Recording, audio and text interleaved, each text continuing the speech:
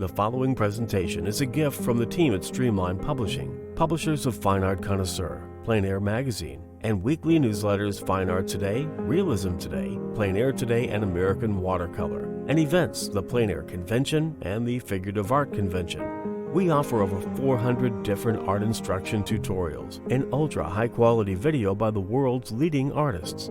If you like what you see, help us support our artists and our team with your purchase. Each video aired has a special discount code for today only in the comments section with a link to the video offered. And to see everything we do, or if you want to receive notice of new releases, new products, and new events for artists, simply click the other link, which says, "See everything we do." Thank you. Hi there, Eric Rhodes from Fine Art Connoisseur and Plein Air Magazine. We're focusing on learning. This is the time to learn. I've got a great video for you today. Cesar Santos and the Secrets of Portrait Painting. The story behind this is I asked Cesar to go copy a Bouguereau painting and learn everything he could about Bouguereau. He studied it, painted for months and months and months, and then of course took what he has already known and applied it to this fabulous video. I hope you enjoy this segment.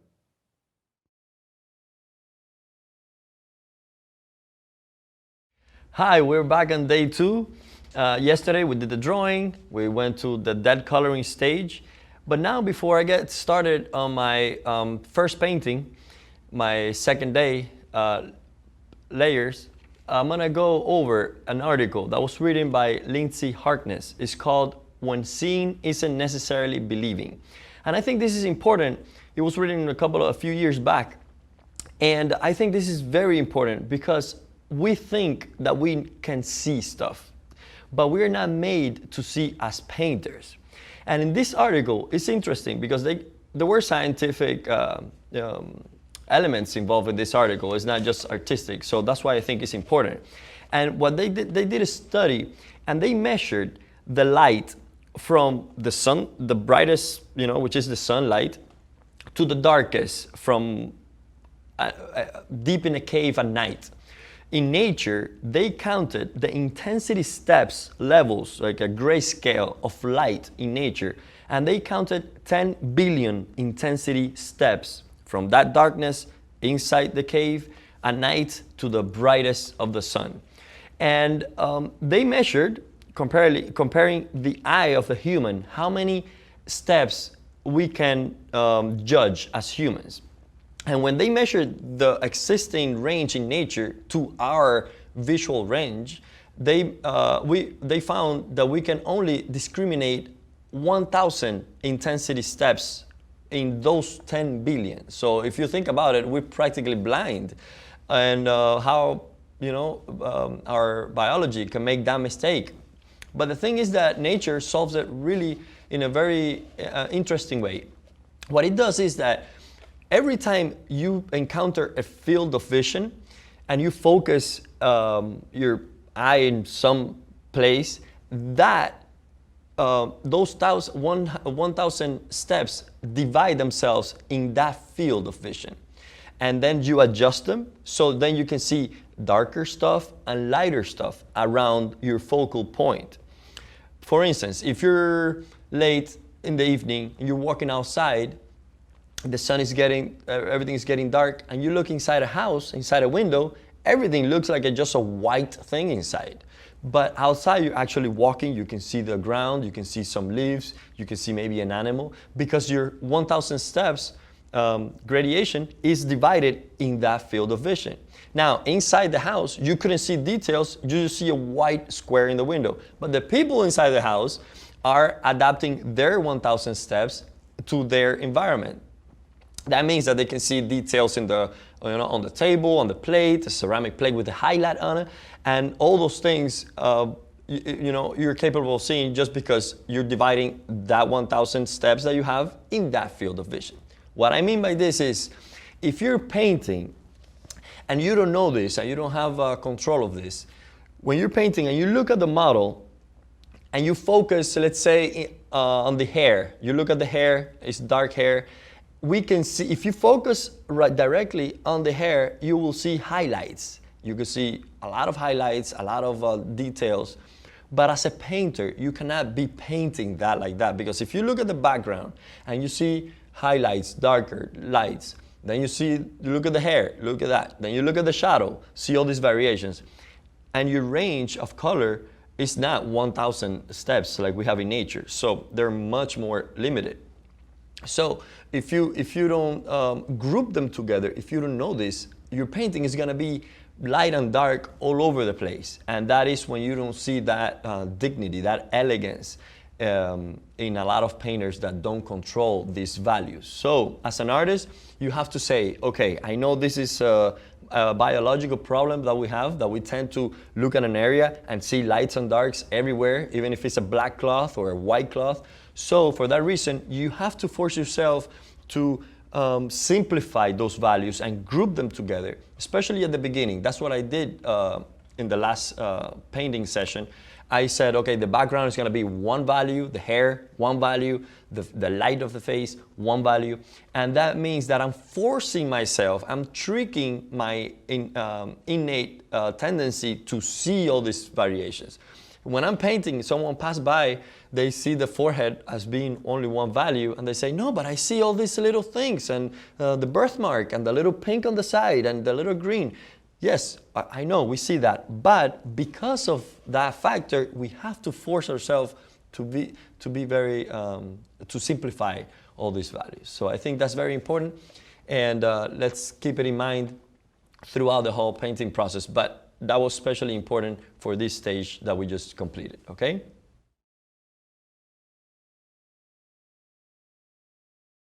Okay, so here's the palette I'm gonna be using for the first painting stage. Remember, we did the drawing, we did the dead coloring stage. I went through the palette that I used yesterday, and this is for the second day. It's our first painting stage, meaning that today we're gonna look at more subtleties in color. Yesterday we were looking at values, so we were not focusing that much into color. We're just setting ourselves up, creating a nice kind of surface to paint on. Well, that's today. But one thing we're not doing today is we're not gonna be rendering the form. We're not gonna be describing texture.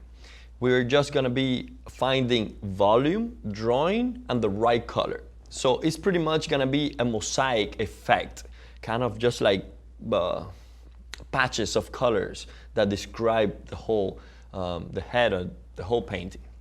All right, so this time, as you see here, we have a little bit more color than yesterday. I'm gonna be explaining all these tints that I've created here, but all this might look kind of complicated, but it really comes from these colors here and this black over here. So first we have titanium white, the one I mentioned yesterday. This is Winsor & Newton Griffin Alkyd. That is a fast drying titanium white. After that, we have light red. That is this color. It's called light red. It's made by Winsor & Newton. It's the base for flesh. After that, we have yellow ochre pale. It's a little bit, my tubes are kind of used a lot, so they're not pretty looking, but it's yellow ochre pale from Winsor & Newton. Then after, it's raw umber. Also, my raw umber comes from Winsor & Newton. They kind of changed the design of the tubes recently, so this is why it looks a little different than the other ones, but it's raw umber. After that, we have cadmium red. That's the brightest red you want to be using. You have to be careful. You don't want to use it too much in the flesh because it's really high chroma. So cadmium red. Don't get cadmium red hue or any cadmium red tint or something like that, because those tend to be of a low quality. They sometimes are cheaper, but be careful. Just get the cadmium red because it has a lot of pigments in it, and that's what you need.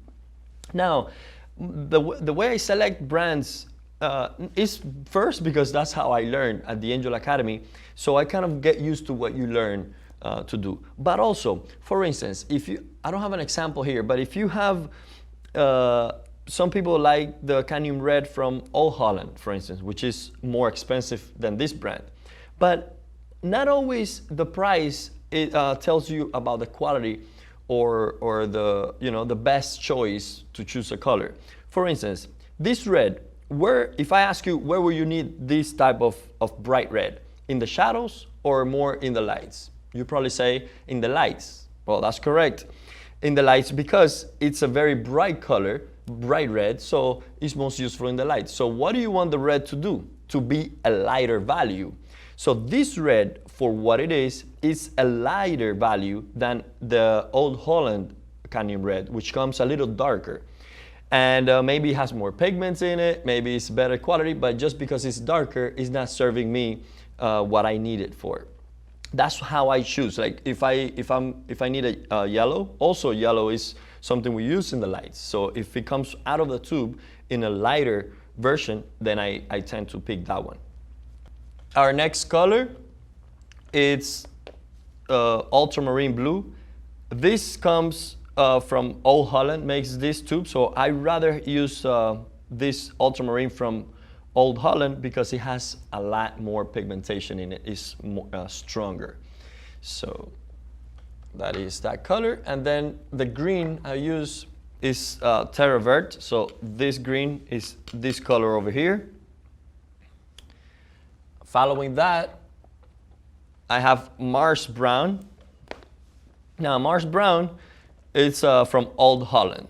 So the blue was from Old Holland, and this Mars Brown is from Old Holland. You can make this very similar to this color by mixing what we mixed in the shadows yesterday, which was this raw umber and light red and a little bit of white. Makes kind of a similar to that. But I kind of like it out of the tube because it has a little bit more punch to it. It's stronger.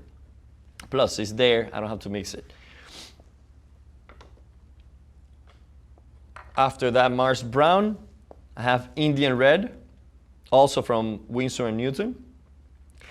Indian Red, I put it next to the black because I'm not gonna be mixing it in the lights. This color, it's not like the other reds. Light red is a good base for the flesh, but Indian Red, it's not. So I just use it. It has a lot of tinting power, so I put it next to the black just to increase the chroma in the darks, to have like warmer darks.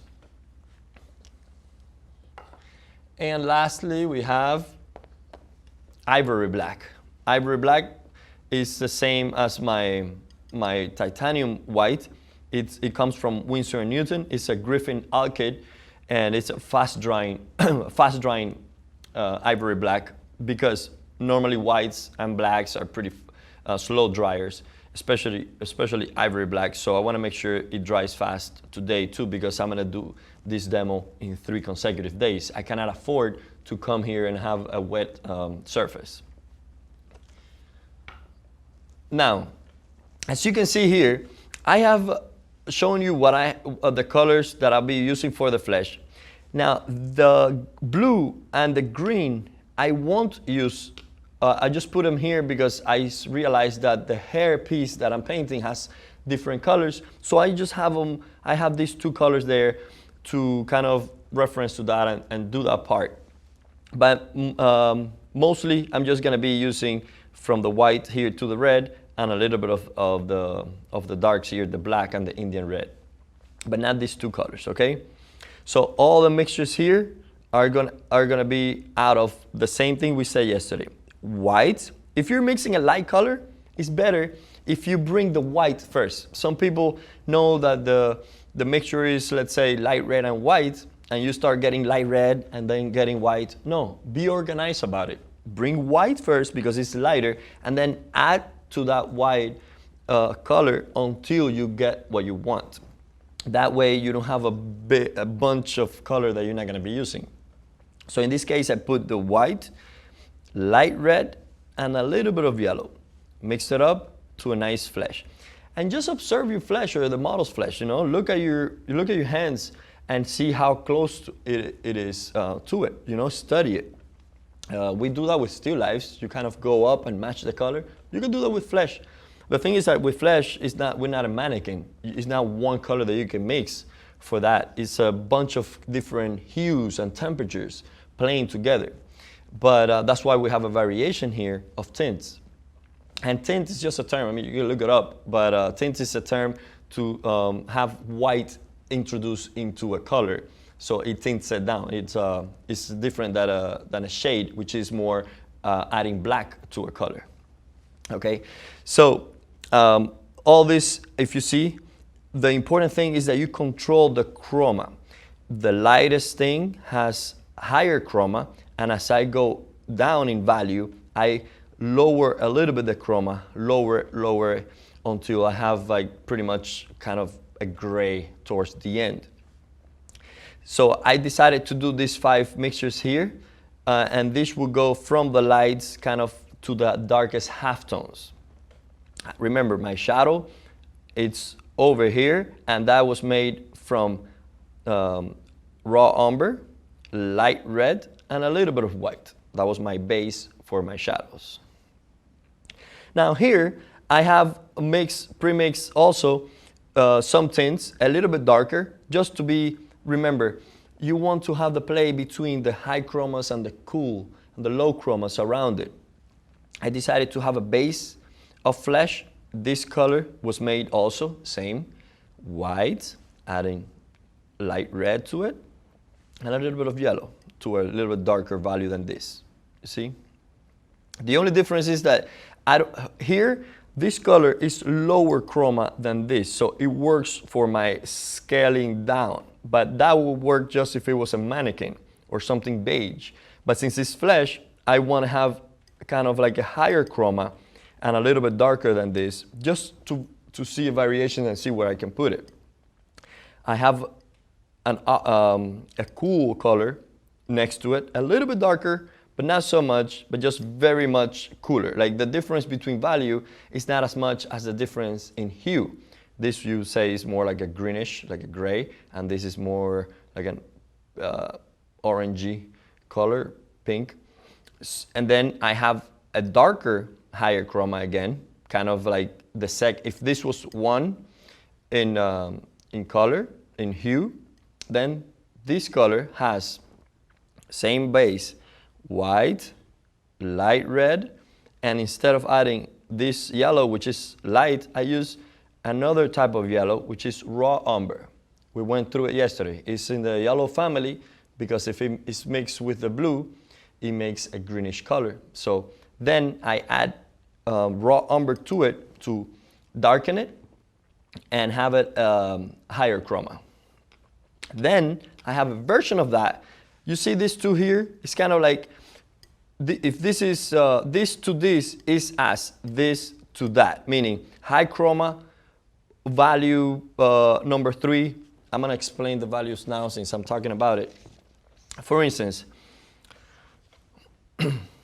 this, you don't want to have, even the highlights in the flesh have some color. You don't never want to have pure white on the flesh or close to it. The flesh is going to look light because you're going to put dark around it.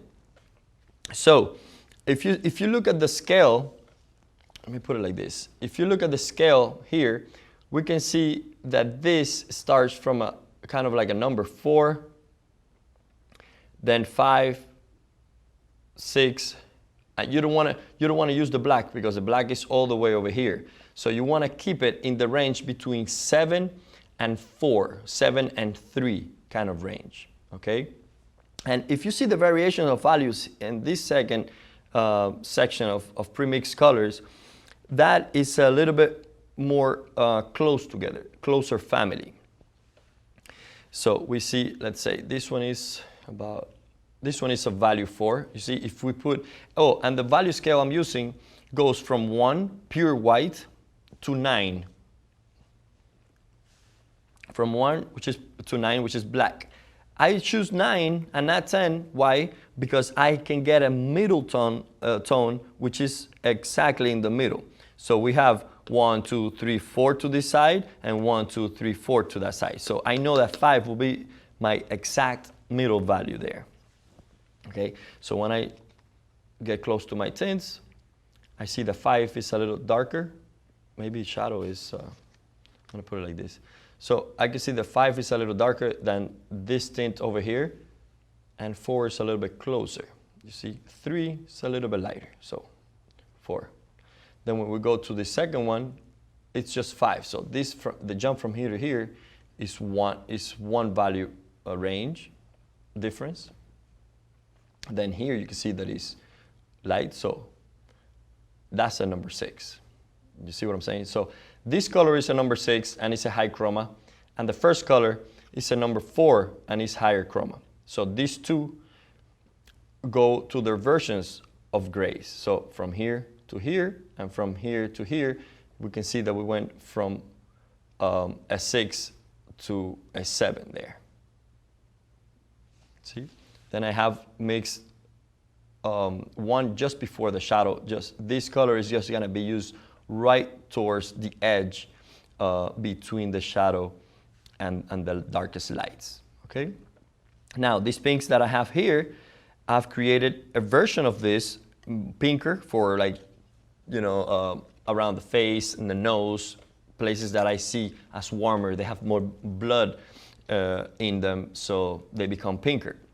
And now this color is pretty much the same flesh color, so the base, you get the white, light red, yellow, and then add to this cadmium red. And that's how you increase the chroma, make it more pinker, redder. And then we do the same thing and do a darker version, because on one side of the face, closer to the light, is gonna be higher chroma and lighter. And then next to it, on the other side, you don't wanna use the same color because it's too light. Remember, we're talking about a surface that is round, and you wanna make sure that in context, they look pink. So what you do is you mix the same value as your darkest lights, and you put cadmium red to it to make it pinker. And then I just have a really high chroma dark here that is made out of black and Indian red. Remember, Indian red, you don't mix in any of the lights, you just use it to increase the chroma of the darks. And that's what these two are about. And finally, what I did here was I just added white to the black and did 3 mixtures of gray. Remember, if you want to gray any of these colors, if you're mixing any flesh color and you want to gray it down, don't bring the black immediately, because you're not going to know how it's going to change the value of it.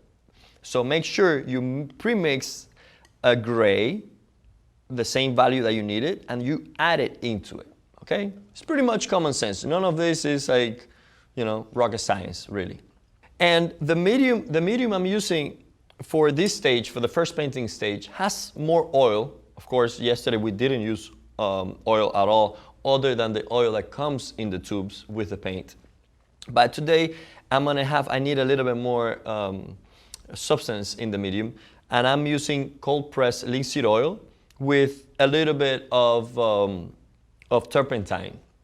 And that is about less than 1 to 1. Just put a little bit less than the same amount you put of oil.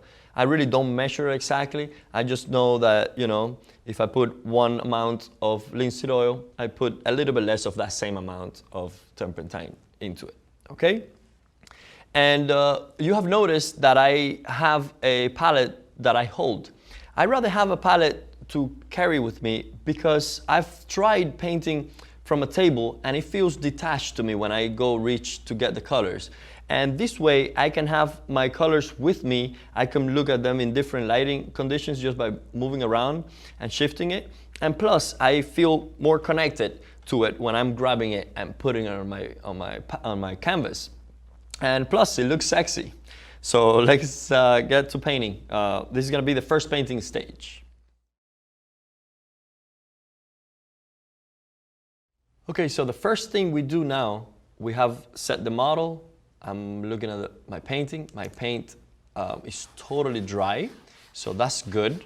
After a day of work, everything is perfectly good base to be painted upon. That's what you want. You don't want to be painting on wet paint. It becomes very uncomfortable and it mixes with the underlayers. So make sure for this type of system that the layer underneath is totally dry, you know, before you go and add some paint on top. The first thing I do, and I take advantage of this as much as I can because I have a fresh eye, and I immediately saw a lot of things that need attention, because yesterday as I was drawing and then painting, I lost some drawings, and now I have more reference. Everything is in context, so I can see errors I even did while drawing I couldn't pick up at that time. So always it's a priority to look at the proportions and go back and keep fixing them, because that is what is going to be the most important thing and what is going to be appreciated. If those things are in the right place, you will be able to enjoy the colors and the transitions of tones, etc. So looking at her now, see a few things, and the way I'm going to approach it is that I'm going to go and fix those things, mark those things, instead of going and saying, okay, let me render and paint, and while I'm there, I fix it up. No, I'm going to go a little bit bold about it and make some marks on it, kind of drawing again, so that I can have a better experience at my first painting stage. I see that this here can be higher up. I'm going to exaggerate the height of the shoulder.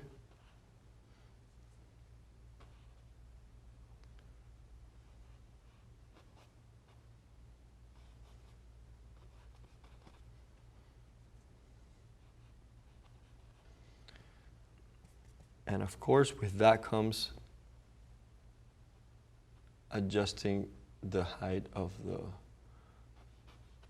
the edge, the boundary here of the blouse, so bringing that up.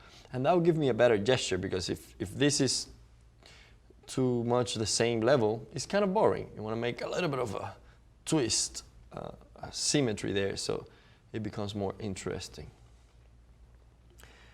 The play with painting is that you have to make kind of like a game between unity and balance and anomaly, bringing things that contrast each other, and at the same time putting things that work good together. And in between those two things is what gives movement and interest to the work.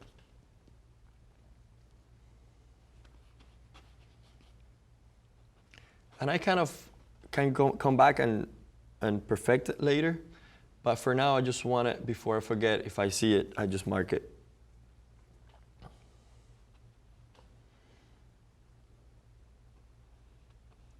So that's about the height. I want to have that. Also, here, this is going to be the height, and here I feel that I can have my neck inside a little bit more to have more gesture also with the curvature of her pose, of her, gaze. It's going to have a better strength if I make that curve a little bit more. So I'm going to make a little bit of background color, which is just black and a little bit of white, and I'm gonna increase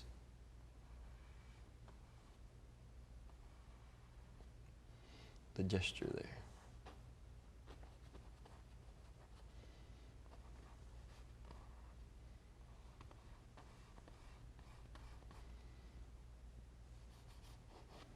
Now, of course, this distance, because of that movement of shape, don't worry if this looks like uneven. I'm going to paint all over the whole thing again, so I'm just correcting shapes.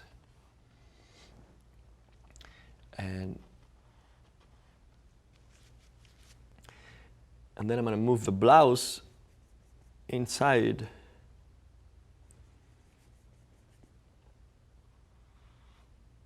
Just a little bit more.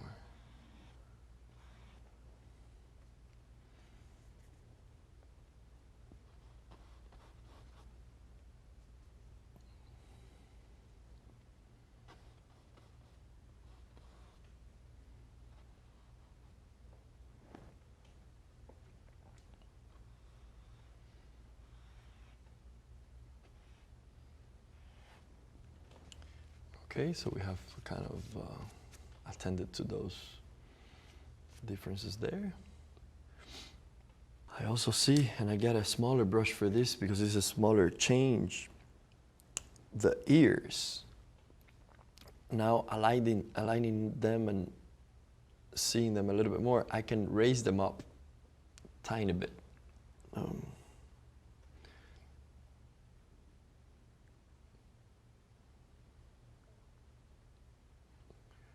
Just raise that one up a little bit. And this one here.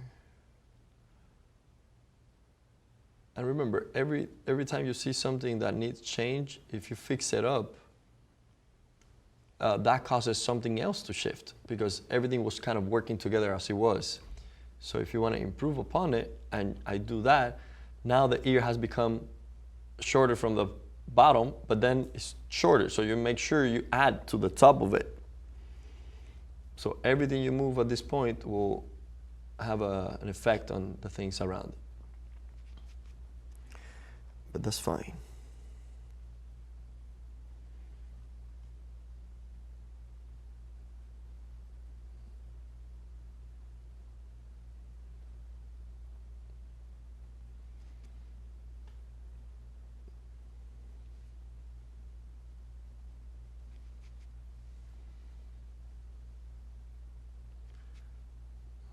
Okay. And then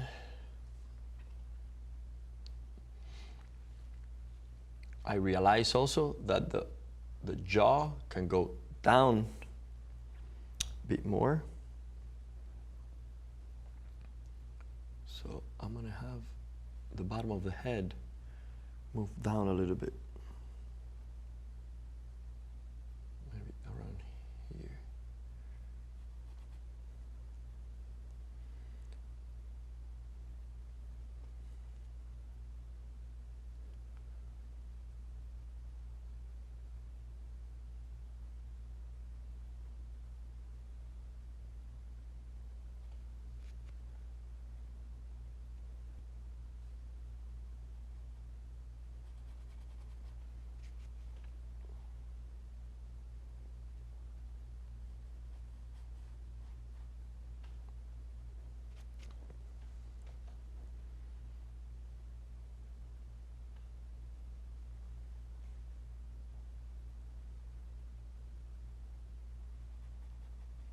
So pretty much I'm drawing with paint. That's why you shouldn't detach drawing from painting as much, because it's independent from the materials you're using. You're just drawing. It's the attitude of delineation and representation of things.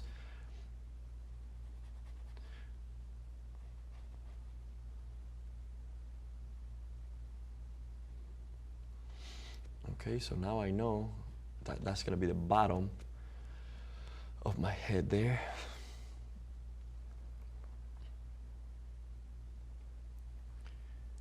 Look at this.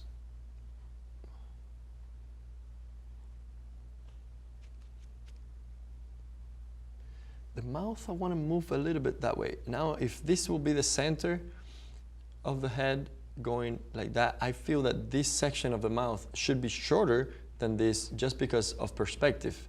It's going backwards. And now I'm looking that I see that this part here is kind of longer than this. So I just want to move my mouth, her mouth inside a little bit.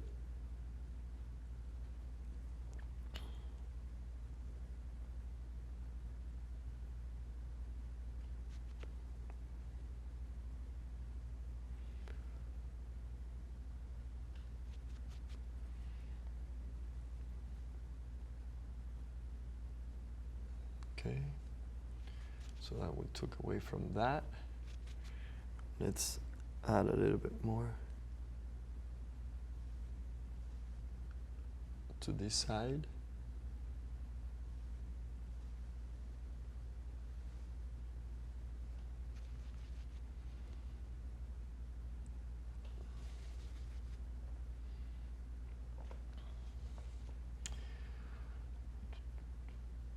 And maybe a little lower here.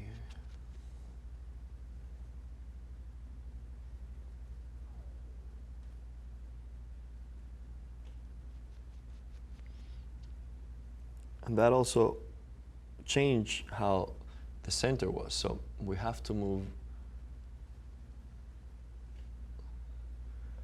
that center a little bit more towards the left.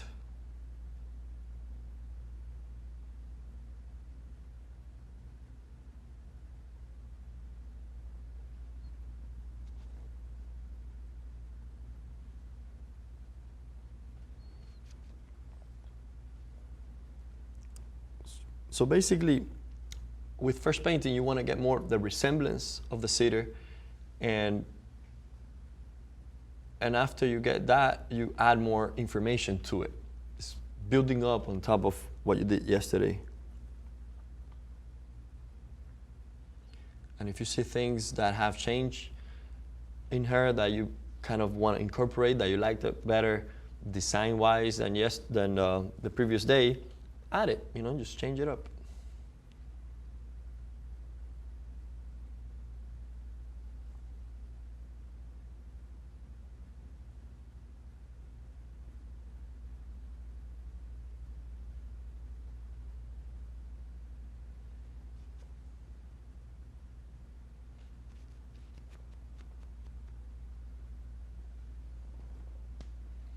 I think I did a little bit too much, so.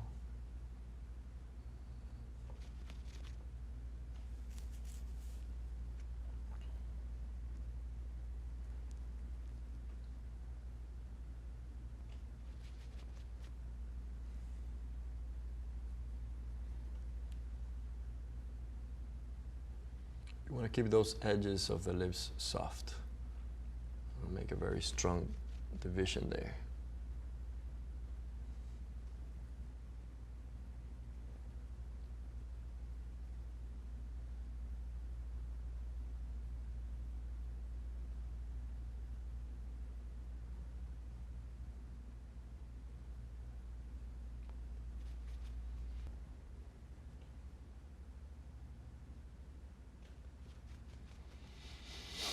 Okay, so we have to keep looking around and seeing what else can we fix. We have raised this, we looked around here, and of course, this is not I'm just fixing shapes now. I'm not going to, that's just a little bit before my attitude with first painting. Just before first painting, I'm just correcting correcting shapes and adding a little bit more color because now my palette is full. But just before that, I have to keep forcing myself and see how I can fix stuff. I see some little things in the nose that I missed yesterday. The shadow design here is better if I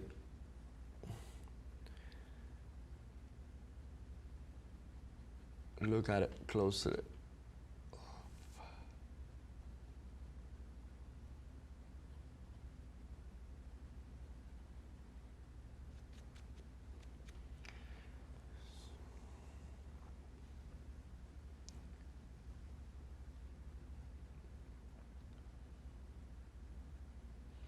See the nose a little bit thicker than what I had, so let me just add a little bit to it.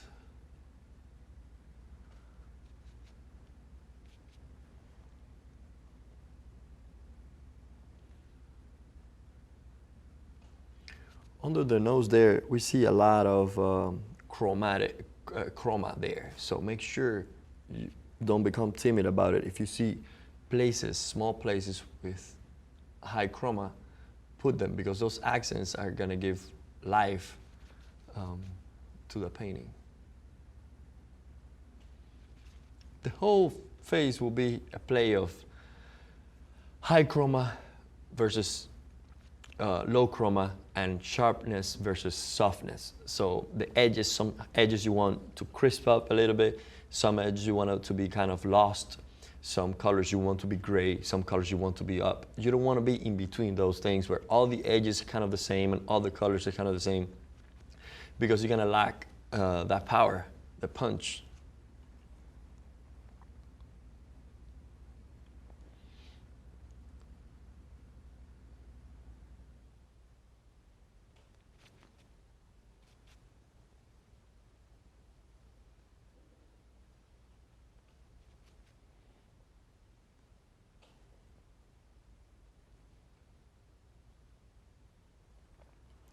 The nostrils is a good place to put some chroma, really dark, but a really warm inside.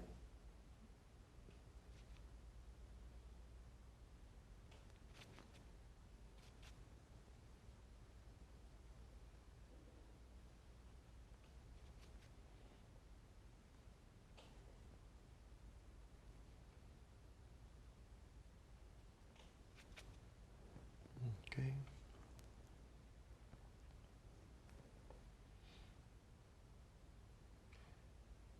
And the reason I think it's good to divide these stages is that yesterday we were a little bit bolder about it. We were kind of like at it. We had the drawing down, so we were confident about that. And we wanted to fill in the space kind of as quickly as possible, of course, not as, but as quick, because you just wanted to see everything in context and not be influenced by the color of the canvas. But today is a different day, and it's better if we approach this with more attention, a little bit more carefulness, and not so like crazy like we were yesterday. So make sure there's time for everything. And first painting is the time to be precise, and tomorrow is going to be more precise. So that's how we divide our stages.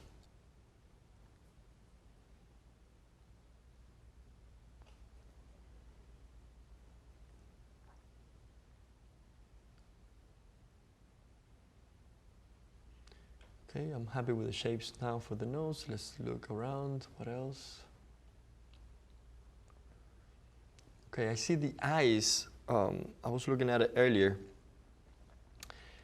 Can be higher up a little bit, because I'm looking at the distance between the eyebrows and here, and I see a lot of distance here. So maybe this can come down a little bit more. The hairline come down, but I think in proportion to this, the eyebrows are pretty in a good location here, and this distance between the top of the eye and the eyebrow, the eyelid there, see it a little bit too wide. So when I see a problem like that, I kind of analyze it first and not go at it and say, oh yeah, it's bigger, and go and make it smaller. No, it's better to analyze what is going to be of most importance. So first, I'm going to lower the hairline there.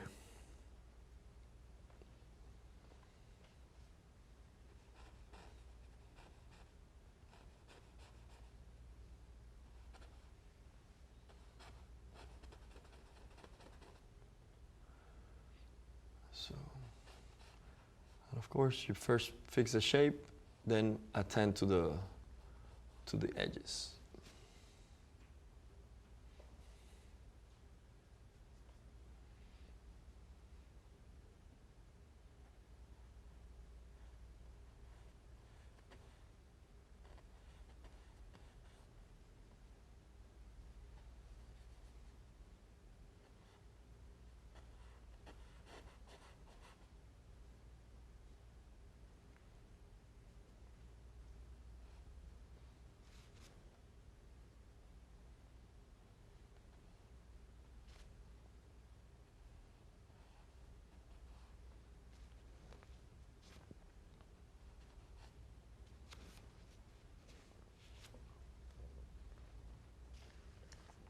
If you have a hard edge, that increases the optical illusion of contrast. So it looks like more contrast if you have a division between two values that is divided by a harder edge. So if there are two ways to decrease that contrast. One of them is by softening the edge, and the other thing is by getting the values closer together. So you can play with that idea of having either getting the values closer together will decrease the contrast, or having the edge in the middle softer.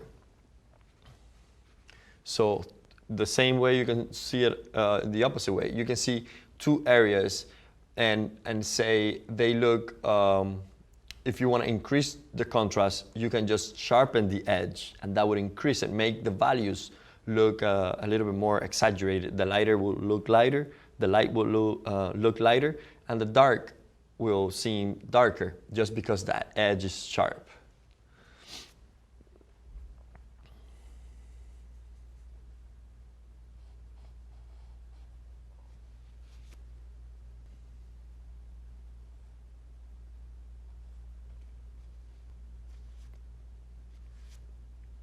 And if you see, I'm getting very little medium for this. I haven't even, I think it's the first time I kind of dip it in the oil.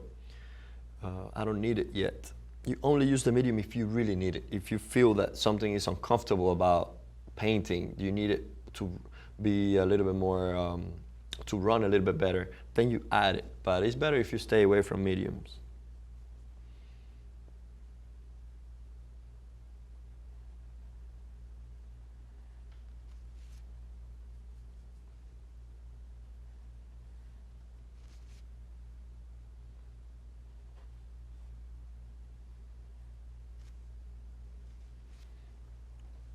I thought that eyebrow there was a little bit too high up, so let me bring it down a little bit.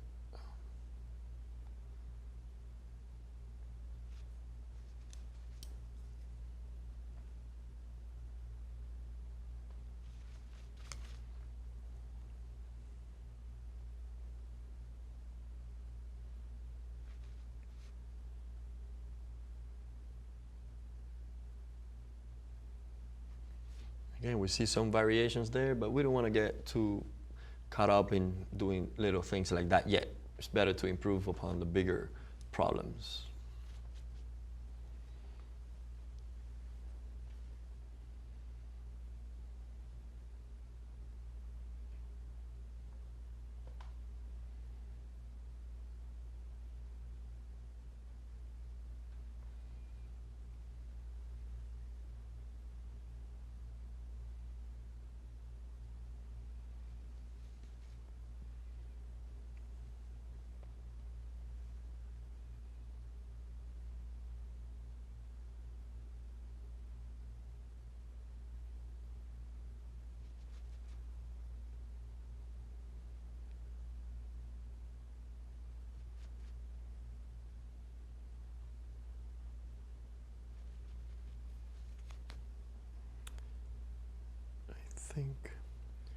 I think we can raise this up a little bit.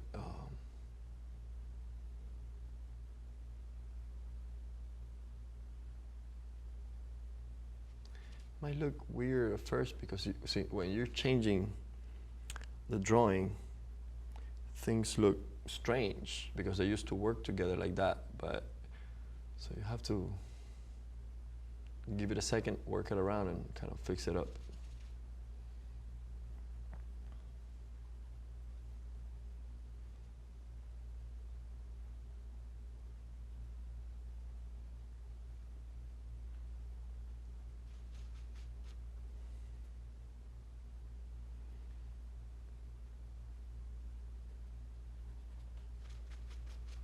So don't judge me too soon. What are you doing, Cesar?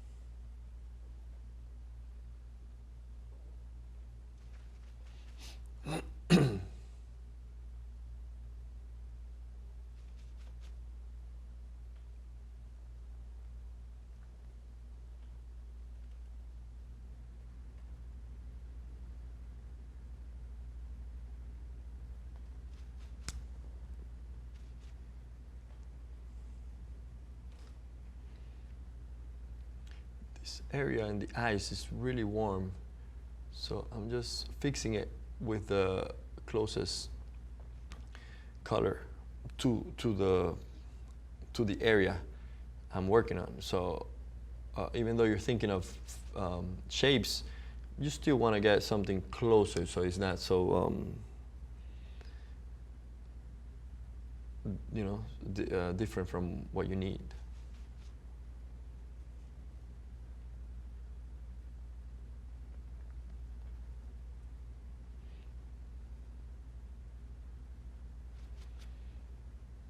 Okay, so now I raise that eye up a little bit. I need to raise the other one.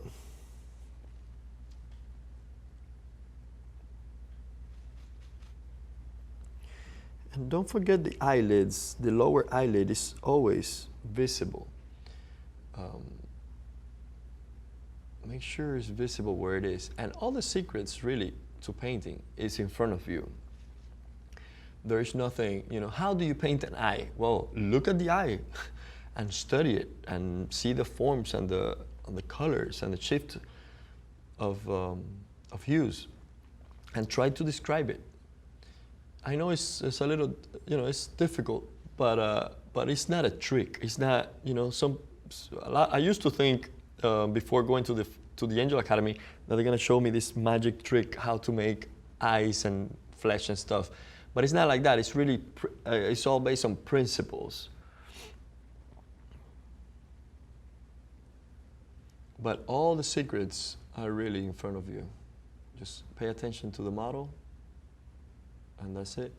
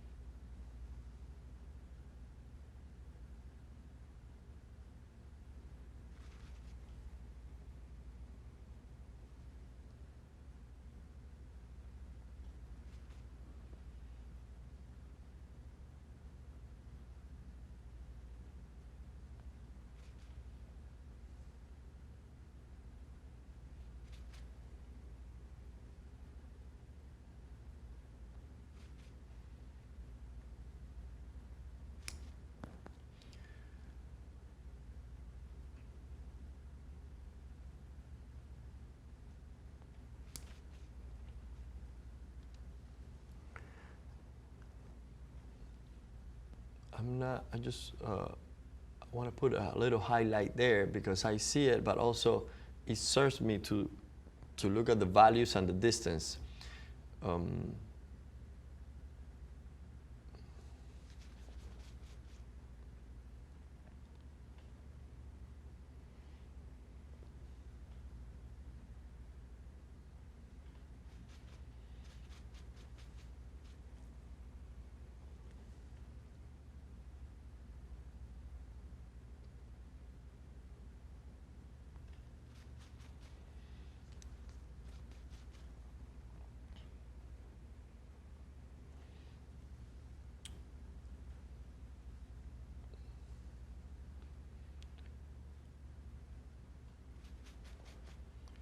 So I raised up the whole eye. If you saw, I started from the lowering a little bit, fixing up the eyebrow.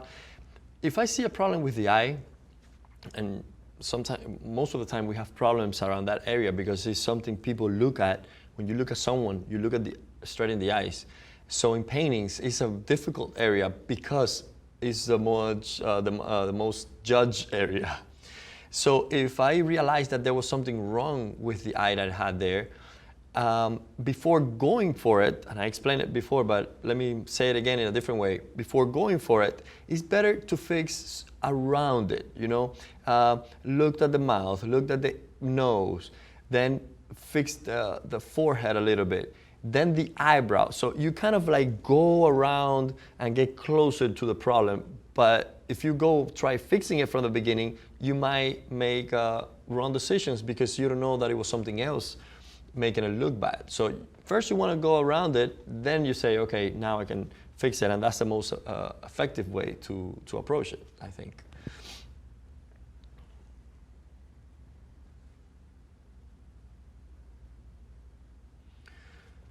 Okay, so now the other eye. Let's go here, make sure.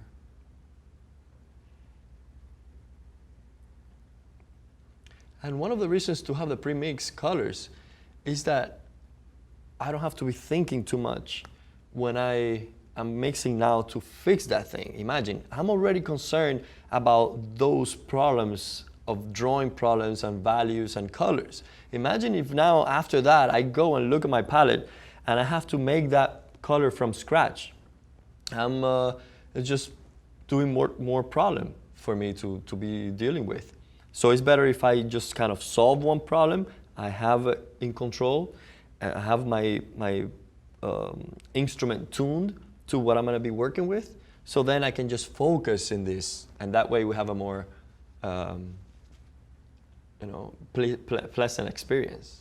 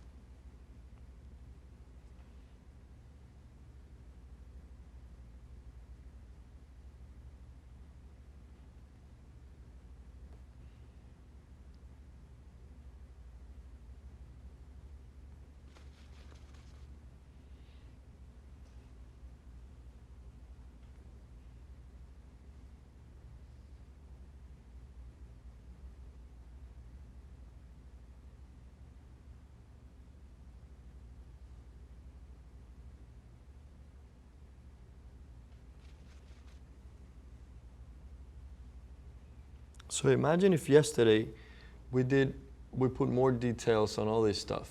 It would have been either too depressing to change it now, because you kind of realize that you wasted your time, or you just don't want to do it because you kind of did it yesterday. So that's why it's better to be simple at first, because if you have to change something, you don't regret working on it too much in the first time you did it. So it's better to be simple at first, so when you change things, it's easier on you.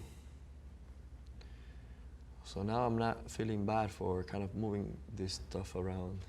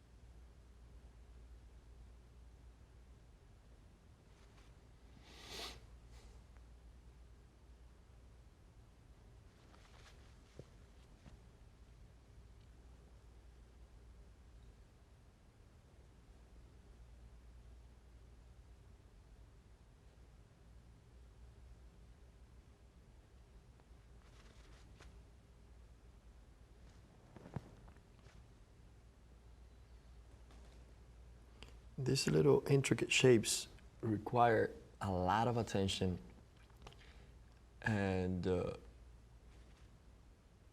time, really. You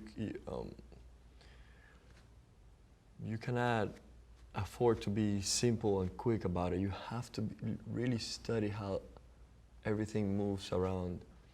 And if it takes you longer, just, it's worth it, because that's the expression of the sitter. And after a while, if you see that something is not working, you still don't find what it is, just take a break and look around and say, okay, maybe I can bring this up a little bit. And attend to other areas. Maybe you come back to it and see it.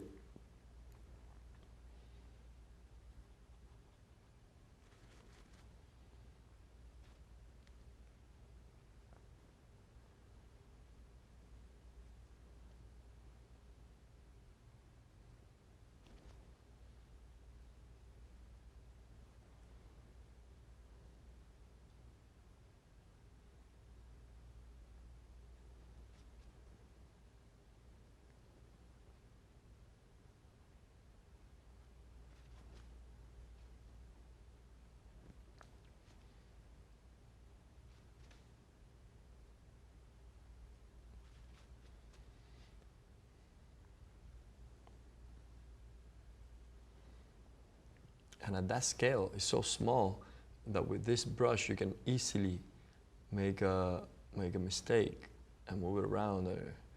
But you don't want to get something smaller, because that's minute. The bigger the change, the better at first. You just want to make sure everything's working out without having to go into smaller areas. Then we might get a smaller brush.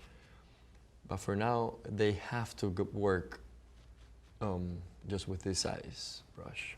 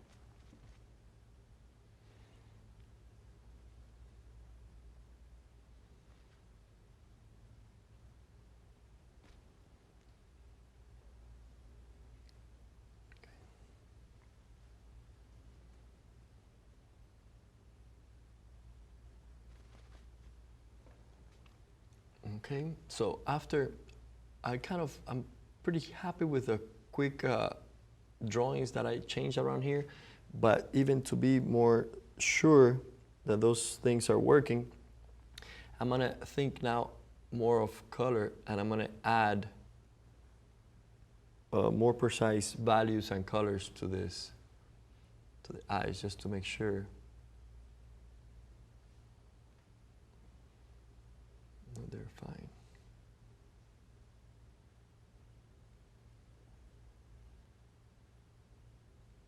The top part of the eyelid, it's darker because it's casting that shadow from the upper eyelid. And the bottom part has more chroma in it because light is bouncing off the bottom there.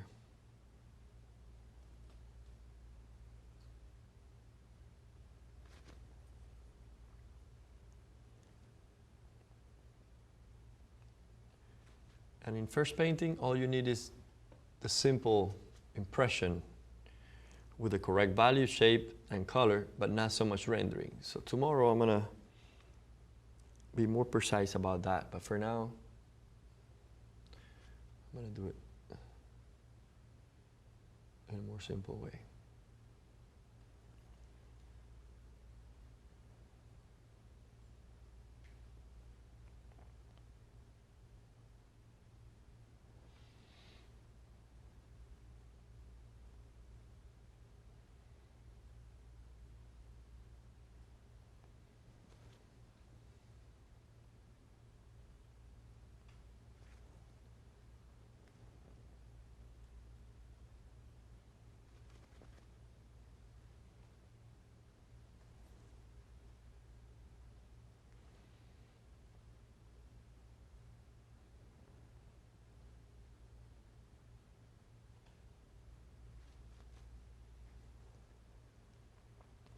We can see the warmth inside those folds on the eyelids there.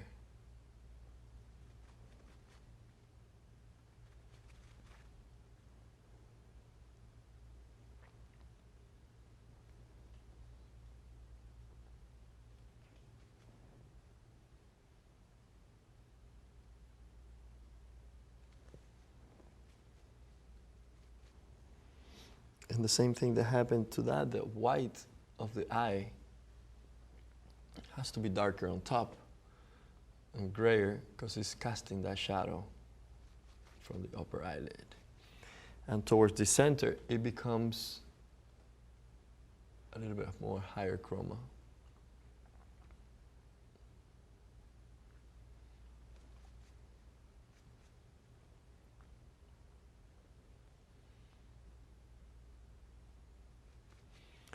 And then we get the highlight and incorporate it there to make sure that it's looking okay.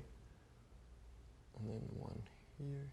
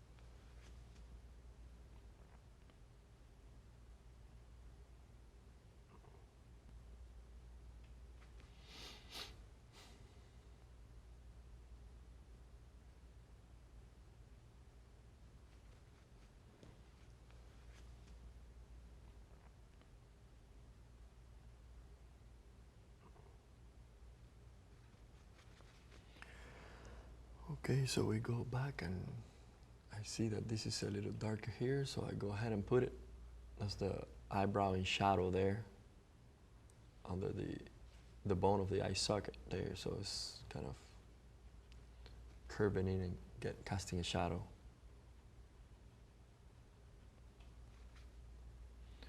And the eyebrows should stay soft, because that's just kind of hair going around from the inside of the eye sockets there in the bone. It goes upwards.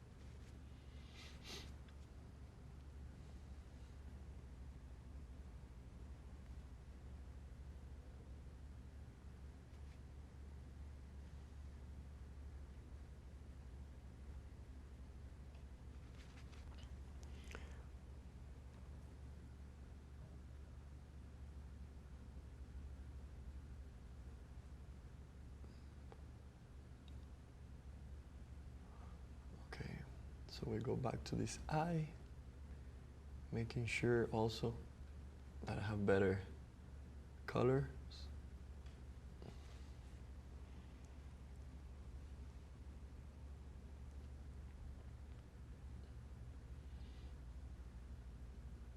Give me a couple of touches of higher chroma in the bottom there, because light is reaching that area more than the upper part.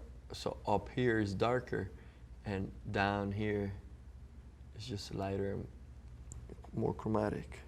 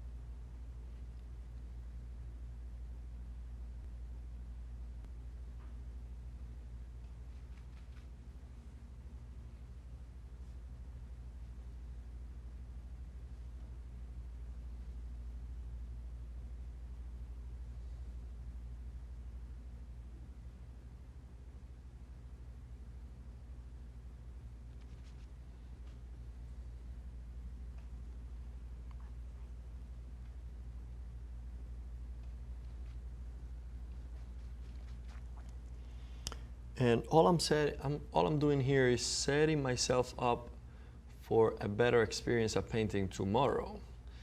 That's why it's indirect approach. It's blocky, you can see, it's just trying to achieve the right impression, but really we're gonna take that, those nuances tomorrow to the next level when we paint more to describe the texture and to take that realism to the high level. Anybody can start a painting. The problem is to finish it with detail and not lose the broadness of it.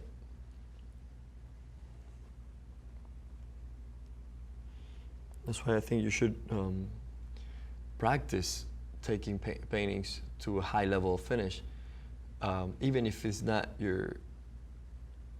what you want in life. Even Sargent, in his early paintings, started with more attention and more precision, and that gave him the ability that when he was more mature, decided to be more bold about it, and you see that the beauty of his brushstrokes is that control that he has.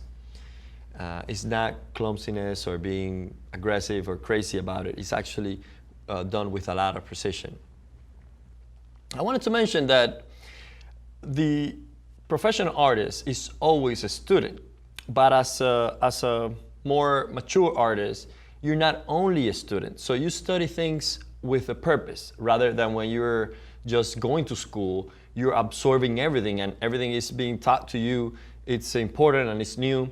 So, and after school, when you keep being a student, you never stop learning, right? But the studies change direction. Now you do study on purpose for a specific thing that you want to learn, instead of learning whatever is being presented to you. In this case, when I have referenced yesterday, I showed things that you can have around you that might be helpful. For instance, the head with planes, or the skull in the same position as the model. The photography, a photo of a model in that same position, so you can compare how the camera interpreted that field in front of it. And of course, the photo doesn't show the volume as well as you can do, because you can conceptualize it to make it look more real, more three-dimensional. So in preparation for this portrait, I did a study of a copy of a Bouguereau, specifically to learn the value range within the head, the face. And if you can see, when we look at this portrait, we see the lights have higher chroma, and as they turn towards the shadow, they become cooler, and then the shadow is warm. So I just wanted to study that specifically, how that movement of hue and value happen in that particular portrait, so that I can apply it to my model here. I think it's important to do a lot of copies. That's why it's a must that you have a sketchbook and do this type of things.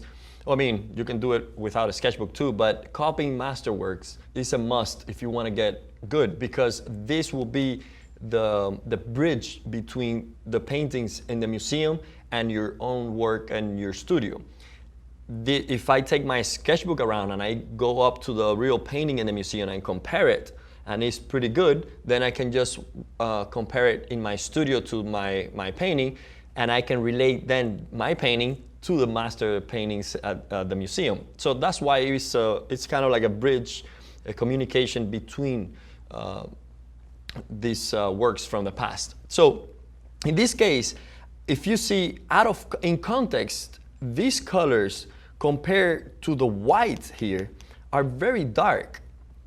The hair is really dark, and that's making our lights look lighter. But if you look isolated here, this is all the colors I'm using for my portrait here. This here is the lightest value, and that's the general color for all these lights area. And you can see, compared to the white of the paper, is pretty dark. If you don't control this, when you're mixing the paint in your palette, it might look too dark to you, and you say, no, that's way too dark. It's not looking realistically, it's not looking correct, so let me just light it up. And I see a lot of portraits having that problem. You keep adding light to it because we are used to looking at screens and a lot of light, and the pictures come out too bleached out, and we forget to have the correct value to it. So I'm just showing you this because for me it was a interesting discovery that these colors are very dark compared to the white, but as soon as you have them in the face, in context, they look okay. And I have to be aware of that, so when I'm painting here and mixing my colors on my palette, I know that that's okay. I kind of trust it because it did work here. But it requires a lot of study in the museums. Okay, so let's get back to painting. Okay, so now we are ready to continue first painting. We did some adjustments. We just finished looking around and fixing major things that needed to be attended to, fix before we continue. But now our goal is to kind of, in a blocky way, put the right color in the right place. And the same thing we did yesterday, I start with the darks because the canvas was pretty light. So if I keep it like this, it's probably gonna influence the way I judge my light. So I want to make sure those darks are the right value now before I continue to my lights. So now I'm gonna go and work on the darks first, my darkest darks.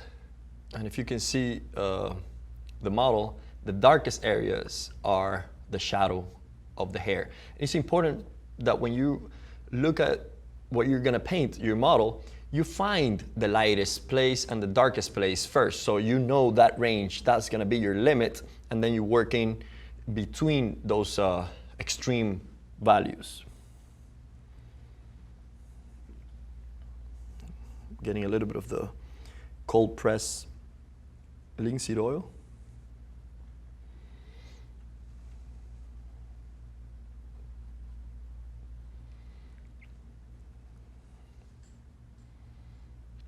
And what I'm putting here is the mixture of ivory black and a touch of Indian red.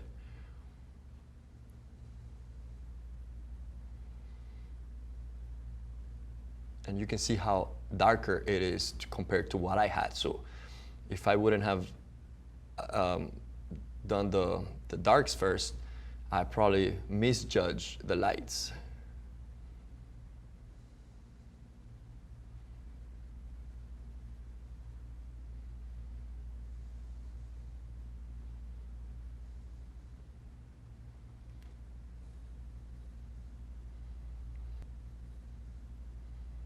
I tend to be thinner in the darks than in the lights. That way, if you need variety, that tendency comes from a necessity. Back in the days, the darks covered pretty much the surface when you painted on. But the lights, we didn't have titanium white until recently, 100 and so years ago. But before, they used to have lead white, and that was transparent. So to get the lights, to achieve the lights in the light areas, you needed to add a lot of white because that was more transparent.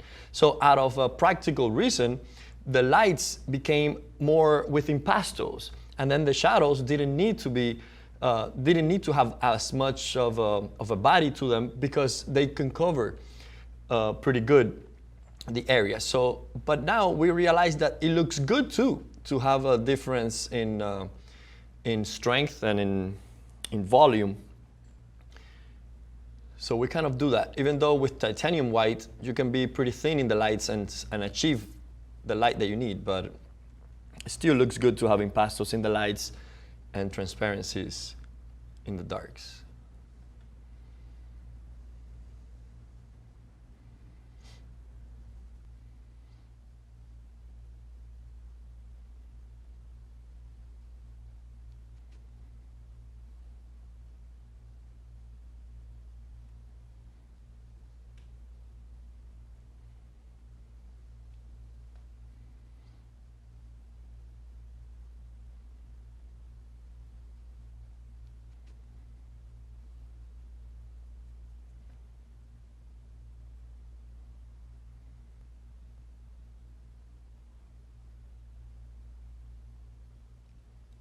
If you notice, I'm grabbing my brush pretty far away from the tip of it. You don't want to draw with it like this. You don't want to do this if you're doing a broad mass. Yes, if you are doing a detail from back here, you have less control. But in this case, it's better to be away from it so you can see really where you're pointing.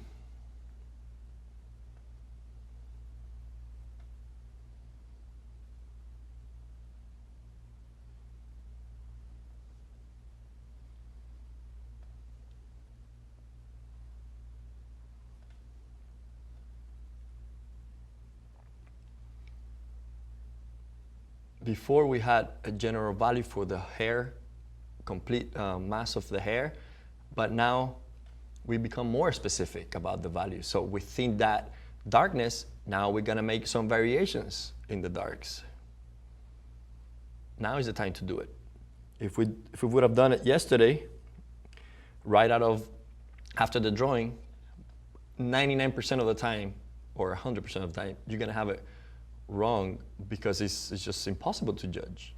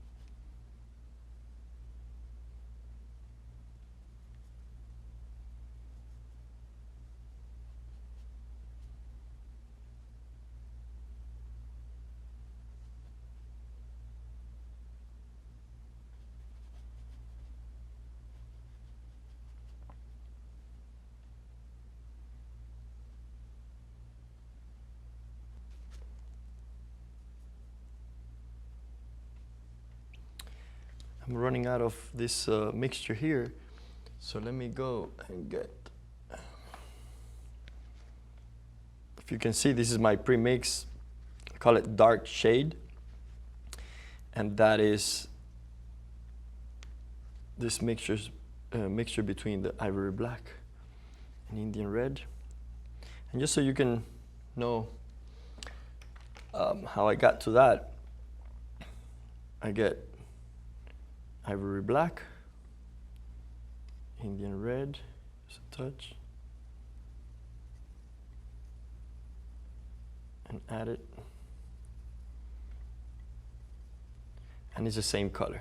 It's the same color that I mix. The only difference is that I don't want to mix it because I might need these two colors like this soon. So I just rather have my premix here.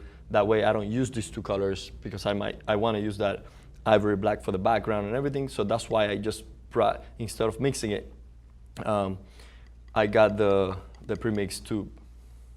And that way also I'm more constant with the color.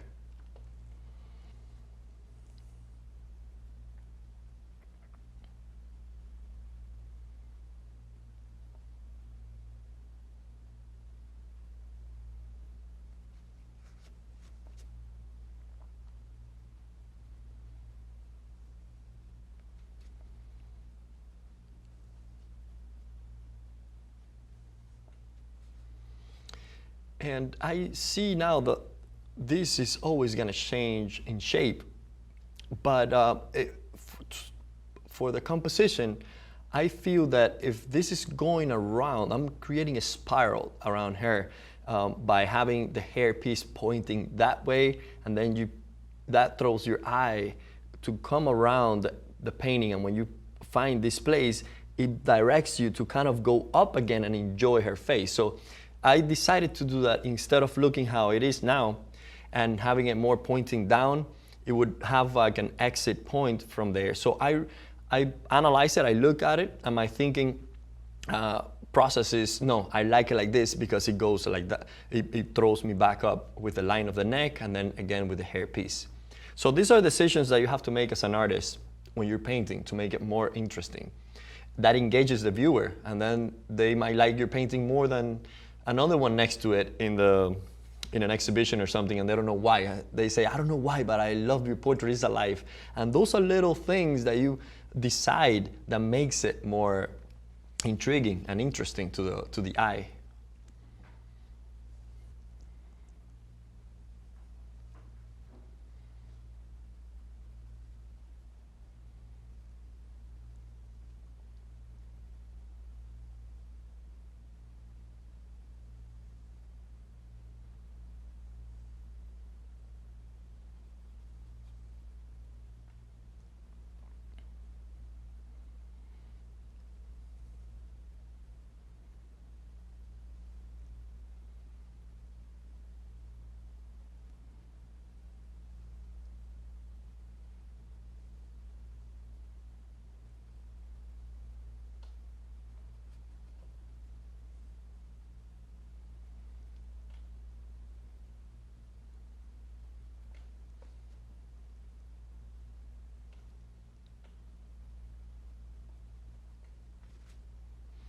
As I'm painting the hair, putting more information there, I'm looking at the form of the head, of the hair.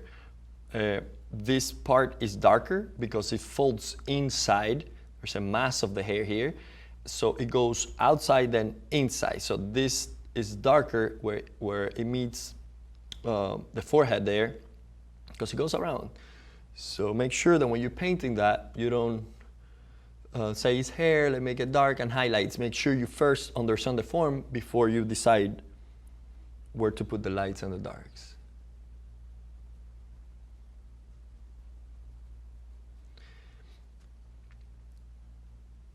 It's always good to not just paint just to paint. It's better to think about it, and then when you put a mark, it becomes more efficient. You know, if you have seen me paint, I haven't just gonna go ahead and paint around and hope for it to get good. I just make decisions and go for it. And if it's wrong, I fix it.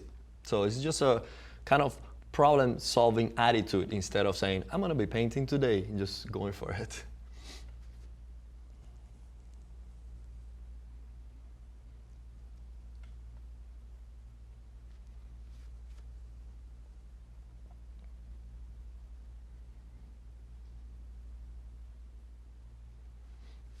Okay, so now that I have the hair kind of with the right values, deciding more or less on the shapes, I can go ahead and soften the edges a little bit. Hair is soft, so it's a good idea to have it exaggerate the edges, because remember what I was saying before, if you focus in the edge here, the boundary of the head, it looks sharper when you focus. We're made to do that. Just force yourself to exaggerate a little bit so that there is a difference between the edge of the hair and the edge of, for instance, I don't know, the flesh here in the bottom. You wanna have that feel different, so that there is a bone here doing pressure rather than just soft material against the background. Now we can go to the shadow in the flesh, and then we treat the lights afterwards. And I'm changing brushes because I'm changing material. Now when I look at my model and I look at this contrast, now I know that my darkest darks was around this hair here, and it can even be darker. Tomorrow I can come back when this is dry and add a little bit of more depth to that shadow there. But for now, that's good. And I see a lot of contrast here. In here, see a little bit less. So I want to see, what do?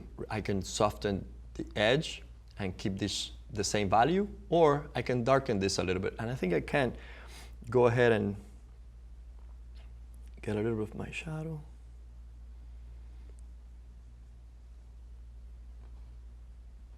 And darken it a little bit more. You don't want to go too dark.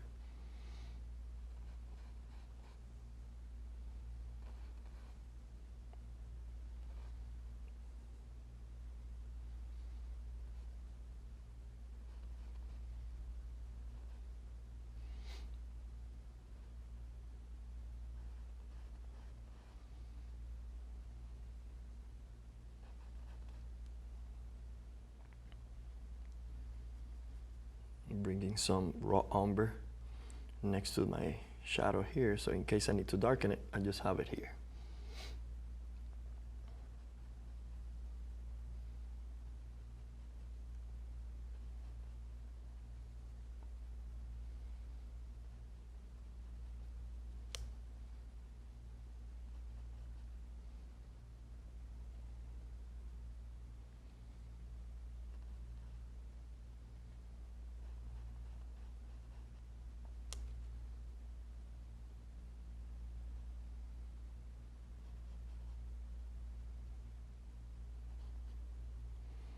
Now the ear is right next to it. So right now, there's just a flat surface, right? Because it's a canvas.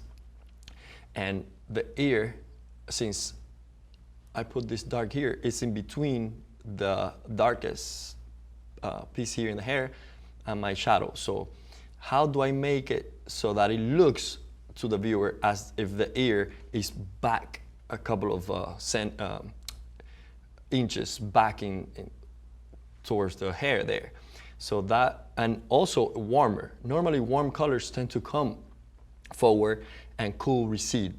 So in this case, it's tricky because the ear is warmer, but it has to stay in the back. So how do we do it?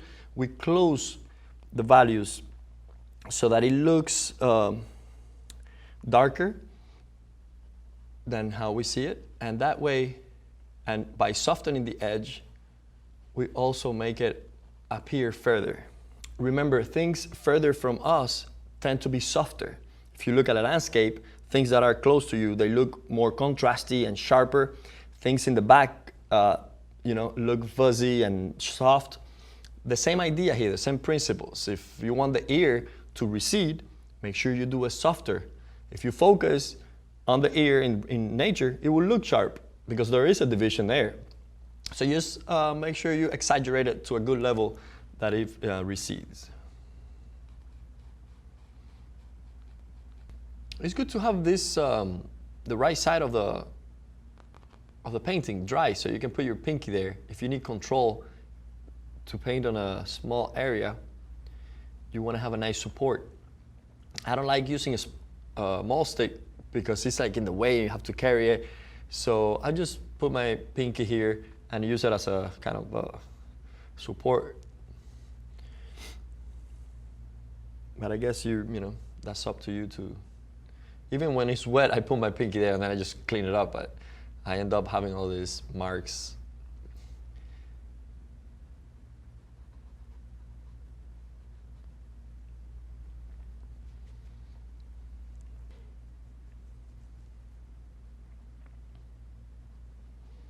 And even in small areas like this, you want to be aware of how the light is affecting it. The top part of the ear is a little darker because it's kind of leaning that way, so it's away from the light. And then the bottom part kind of folds upward a little bit, and that's getting more light. So even at that small scale, you want to understand what's happening so that it's believable.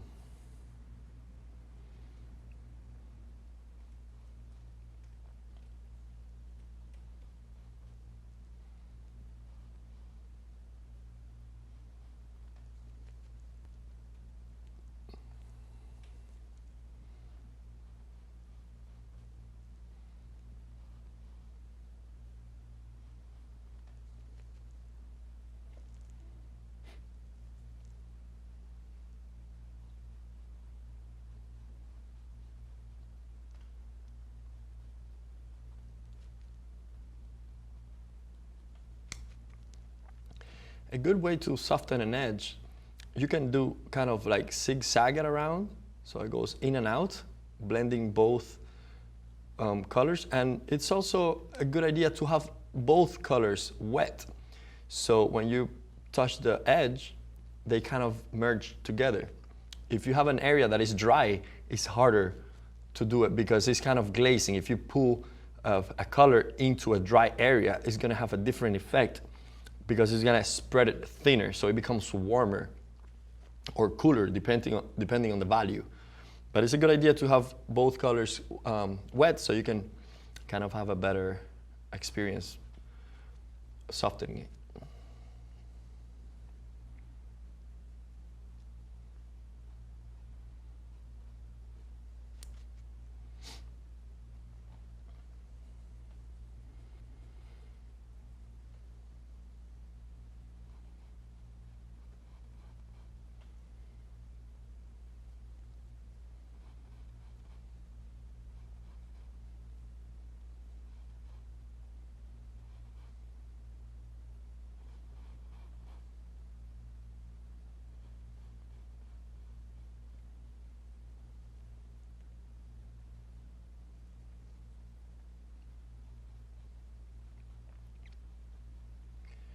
We have to be careful also. For instance, I'm painting this area here, and even if I put the same color, right? I get the same shadow color, and I put it from here all the way to the edge. The illusion, it looks like if it was lighter towards the edge, just because it's near this dark here, and here it looks darker because it's close to a light area. So even, for instance, in this area here, it probably looks like this side is lighter than the inside, but it's not. It's the same color, just going across. It's just an optical illusion. To solve that, if that is kind of bothering you, even though that's the same effect in nature, because we do that, it's more contrasty here, so it looks lighter. And here it looks darker by contrast. To avoid that, you just get some dark and add it just to the edge here, so that it looks like that's going back. It's going back from here and then to the edge there.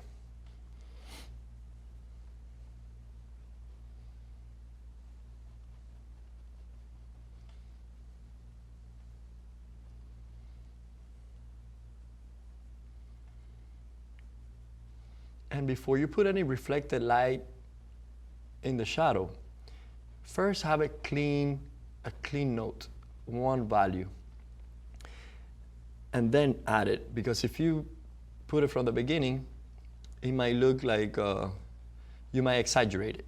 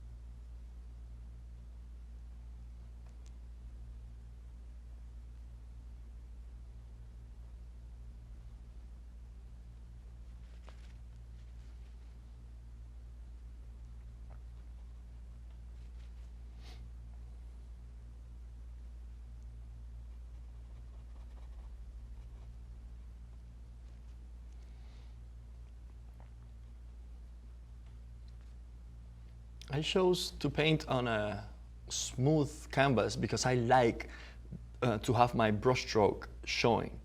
And the thicker the weave of the canvas, the more exaggerated you have to be to show the brushstrokes.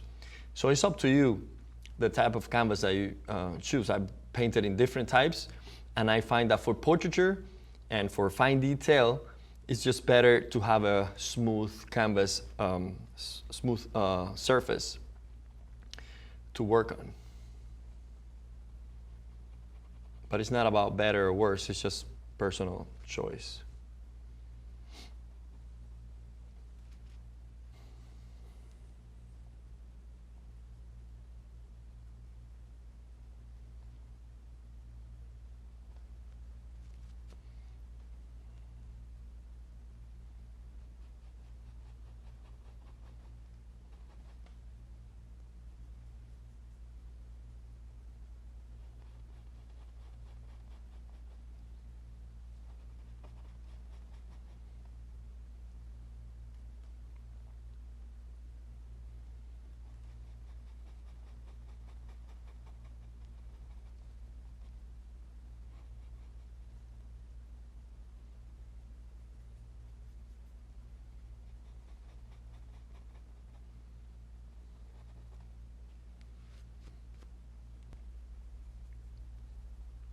It's a good idea if you're working on the darks to squint, so you can kind of put those values in the shadow close together,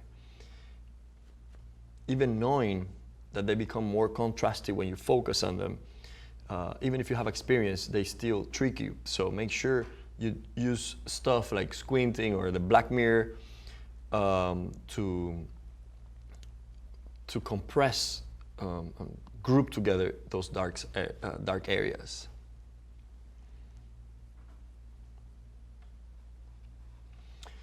So now that we have done the hair and the shadow, the shadow side, we are ready to kind of move towards the light.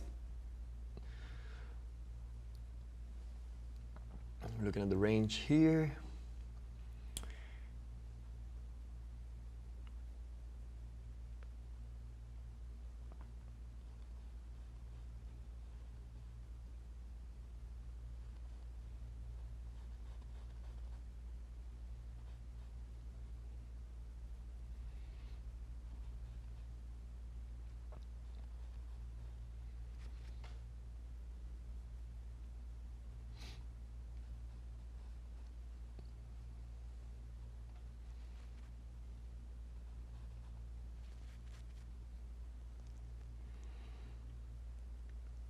Look for some of the warmth warm touches around the edge between the hair and the flesh. There's like a warm note around that, and look for those and add them there.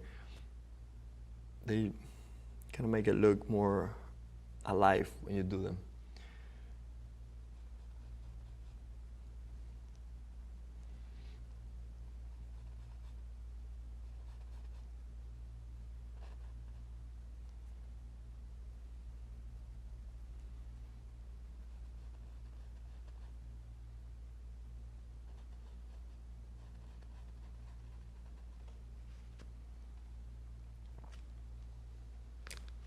I'm going to change to a bigger, broader brush because I just want to be more efficient.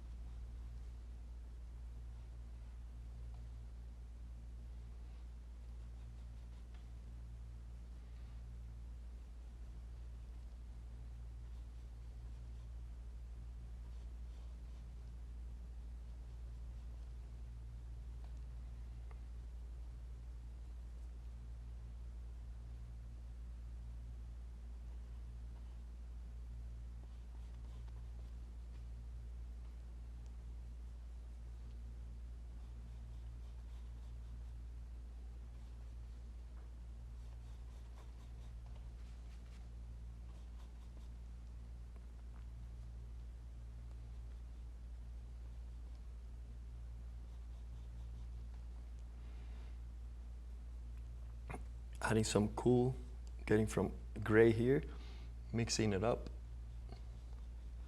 My flesh here, so it just feels cooler.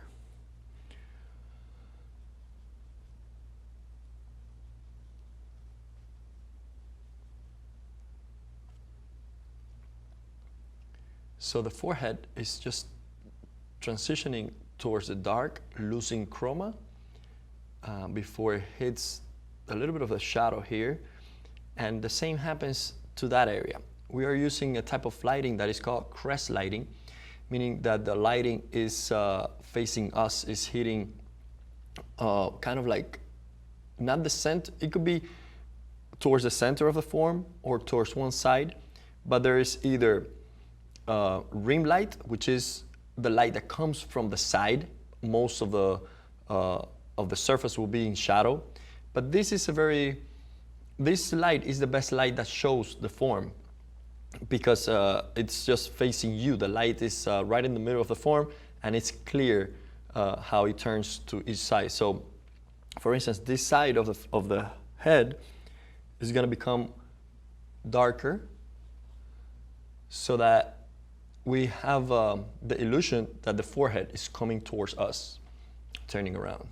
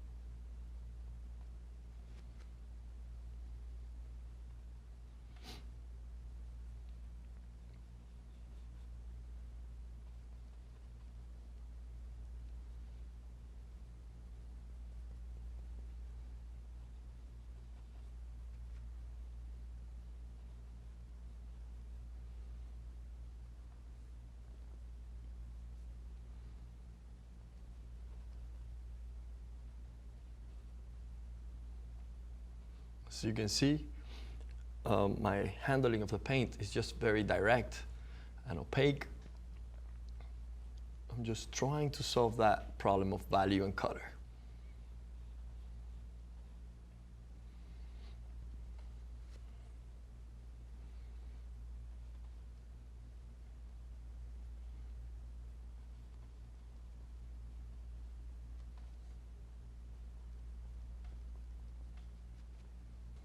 And as soon as you kind of described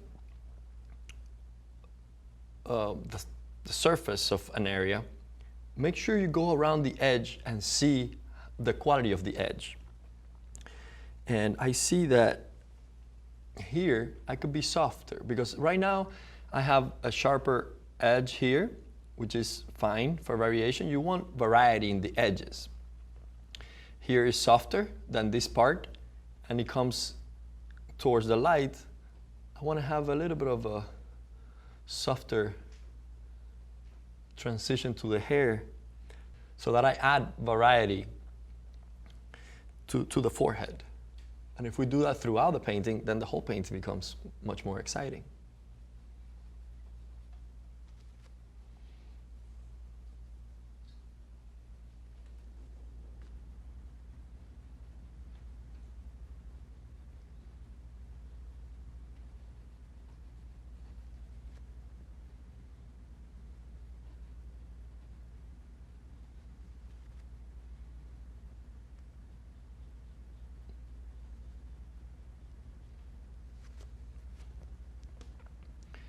Now we see that before the area looked flatter, and now we have some volume on it. So let's catch up and try to have it throughout the head.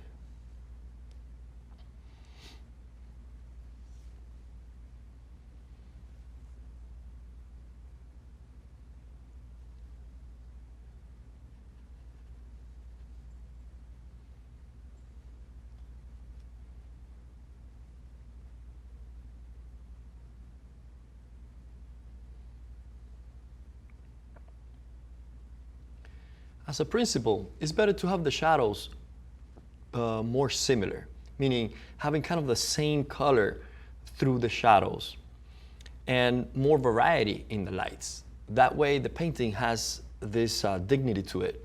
If you add too much difference in the shadows, it loses that strength.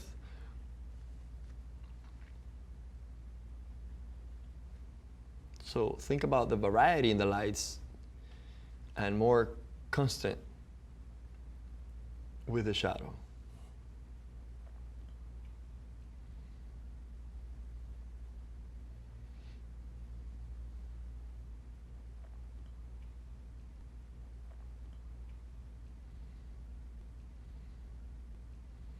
I talked about using a black mirror before, and it's very useful because it compresses the darks together and separates them from the lights. And if you have trouble simplifying the shadows, this is a good tool, because you can look at it and see, compare it to the model, and seeing if your families from the darks and the lights are working together. The difference between using a black mirror and a regular mirror is that the regular mirror is to compare shapes. You can see it upside down to compare it to the model. You can, step back away. Some people just put it on the top. If you see it like that, also upside down. But this black mirror is useful just for the values, not so much for the shapes because it's dark. Don't use your phone. I see a lot of people getting an iPhone or something when it's off, and they kind of use it as a black mirror. That's not a good idea, because it's a deeper dark. Actually, the phones do the opposite. When you look at it through the screen of the iPhones or any phone, any smartphone, what happens is that the darks look lighter and the lights look darker. You don't want that. The effect of the black mirror is for the darks to look darker and compressed. And yes, the lights are going to look darker, but not so much. They're going to separate these two families. So it's very useful. I don't want to get too crazy about judging what I just did here, because the purpose of this is a better setup for tomorrow. What we did yesterday was a good foundation to do this, but now it's fine. Tomorrow we're going to come and describe the texture and fine tune it, and that's enough information there to do it. If by the end of the day today I cover everything and I want to fix some stuff, I can do it. but not take it to a finish. It's just with the intention of having a better reference for tomorrow.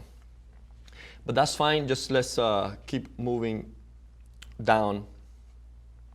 And it's better if we finish an area here to not go and jump to, you know, the shin or the neck or something like that. It's better to go to organize it so that you go one thing after the other. That way you can judge it better.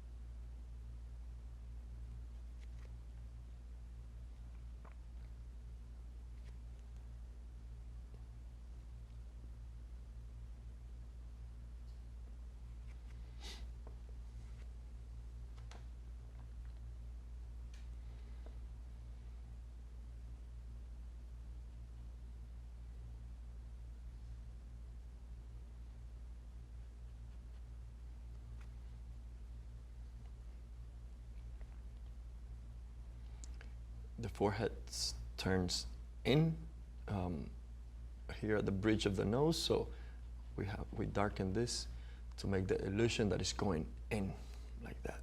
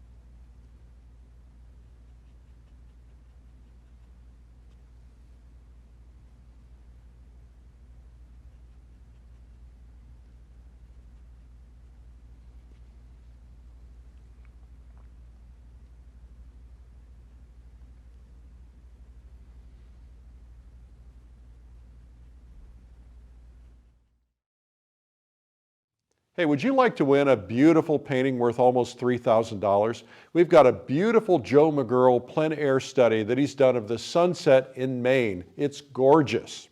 If you want to have an opportunity to win it, go to paintinggiveaway.com giveaway.com. Just put in your email. That's all you've got to do, and you only need to enter once. We'll be giving away the prize at the end of May. Go to paintinggiveaway.com.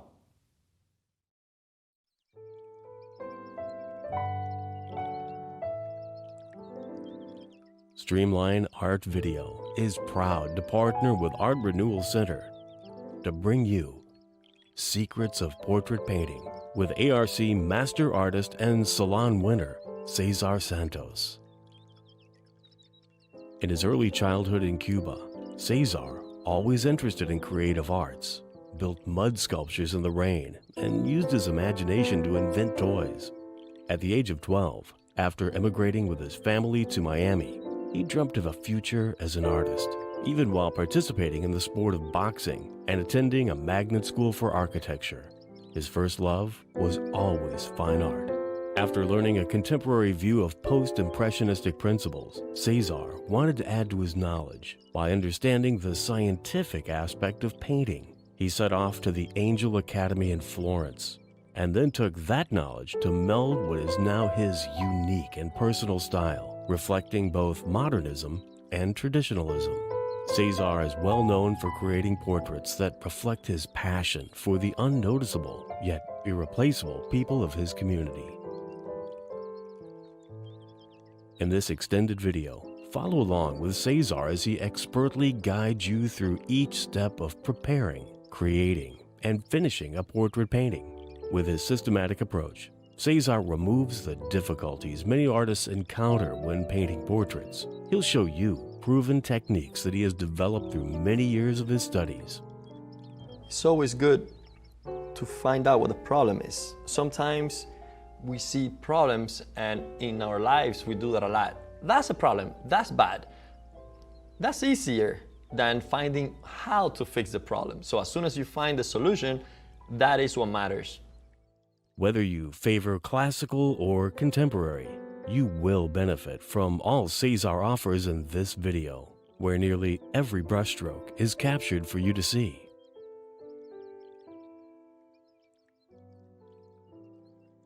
Cesar is very comfortable working in front of the camera, and you'll find his playful yet serious style easy to learn from.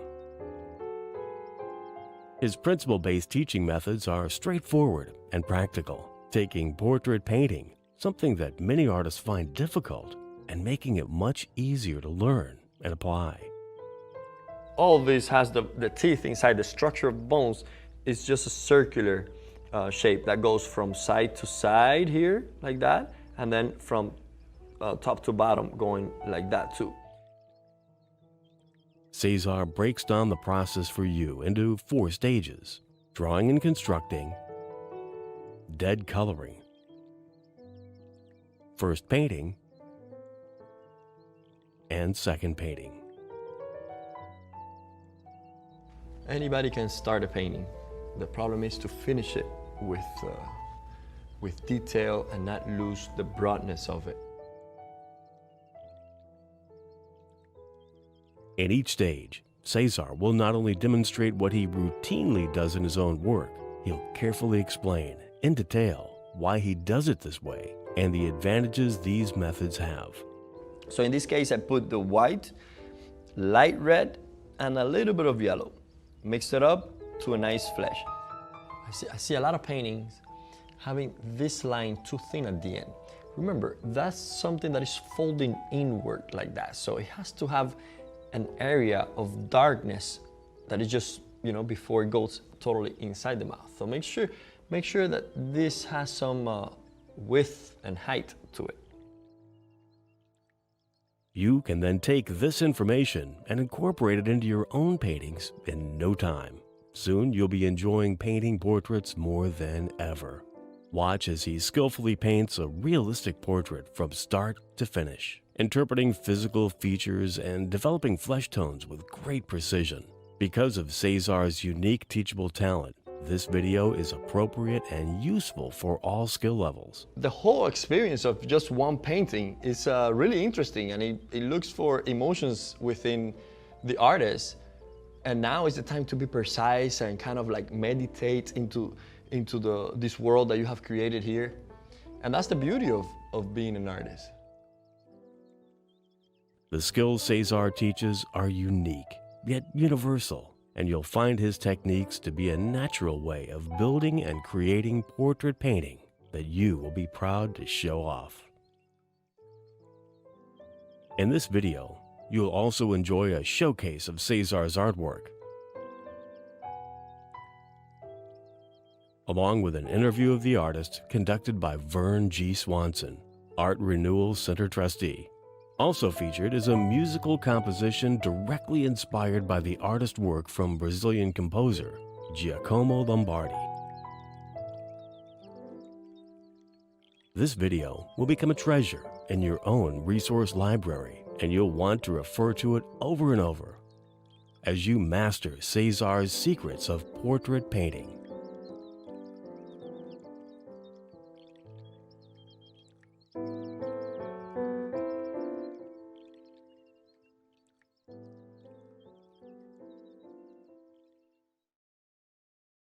Secrets of Portrait Painting is the biggest selling art instruction video in history, anywhere. It's huge.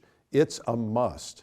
Anyway, if you want to learn more about it, you can find it at lilyartvideo.com. Now let's talk to the artist himself and do an interview.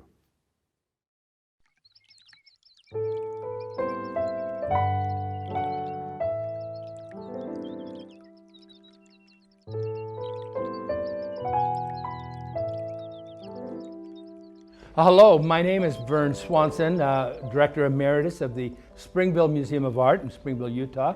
It's my pleasure today to be with Cesar Santos, outstanding young artist out of Miami and Cuba.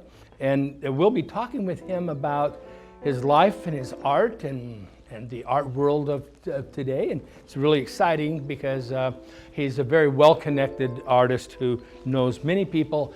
More importantly, everybody knows him.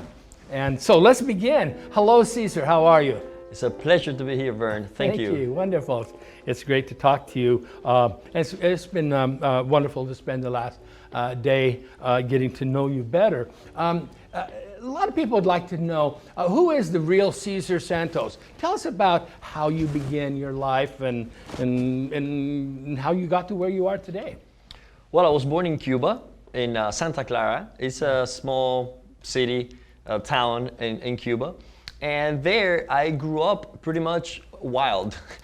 We had little toys to play with, so we had to invent our own toys. And I think at an early age, that got me to be a little bit of a craftsman.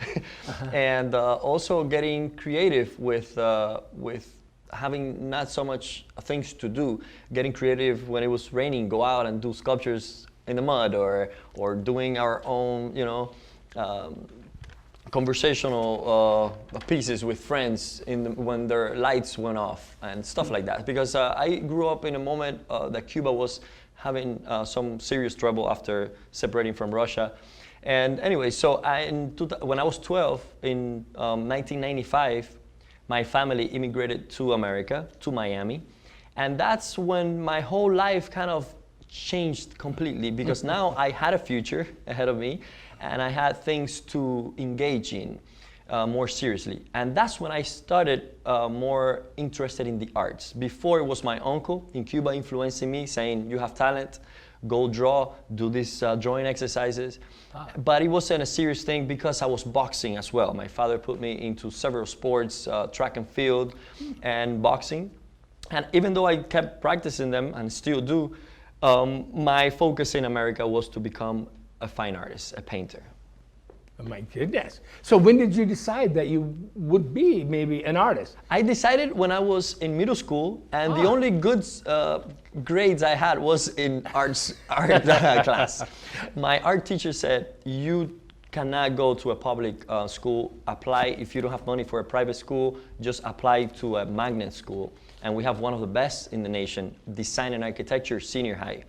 And that, I think, was when I decided to launch my career in the design field, in the art field with design and architecture. And then from there, I decided that I wasn't gonna be an architect, so I turned into fine arts. So for college, so I just kept going more and more into painting. And more into painting. And what kind of painting? You went to art school, the New World School of the Arts. Of the Arts. For college, yeah. And what kind of school was that? And what kind of art were you basically directed towards? Well, I was part of the art establishment. So pretty much that school was based on the contemporary views after post-impressionist type of principles, more directed to conceptual art and experimentation, rather than developing the classical techniques or the craftsmanship to see the world around us and represent it. It was not about that. It was more how to live as an artist, how to see as an artist, in terms of what we call artists nowadays. So basically it was a modernist, postmodernist type of art education. But that's not exactly where you are today. There must have been a turnaround somewhere. How did your life change that in such a way that you are now the artist we know you are? Well, I see myself as being part of that, and I would like to be always.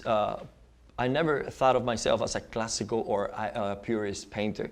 The only difference is that I was not happy with the teachings I was getting in the school, because it was one direction oriented. It was only conceptual and experimentation, and never the scientific part of painting, which I loved. I looked at our history books and I looked at Velázquez and I say, how did he do that? And page by page, different names come up and all these secrets were lost. So I think as an artist, developing artist, I saw myself that with the responsibility to go and learn how to do that if that was my passion. But I didn't want to escape the contemporary art world. I wanted to be part of it because that's how I started wanting to be part of it. I just wanted to add something new to it. So basically, you were that, and now you're going to be this. You're going to meld the two together. Yeah, so I left the school. How did you do this? What mechanism brought the two together? Well, after 4 years there, I was about to graduate with a bachelor's degree, and all my future looked like was teaching, one of my teachers, theory of art, art history. So I said, no, I cannot do that. I'm not going to depend on that for my life. So I looked around and I saw this small academy in Florence, the Angel Academy of Art. And I saw the student work on the website, and I said, am I that bad as an artist? Are they learning how to do this? Or what is this? So I kept insisting, and my parents finally, after a year of me bothering them to get me there, they finally cooperated and gave me the funds to go study there. Oh my goodness, that's spectacular. So how long were you in Italy at the Florence? I graduated from the Angel Academy in a year and a half. I was in Florence about 2 years. About 2 years. And so you kind of set your own agenda.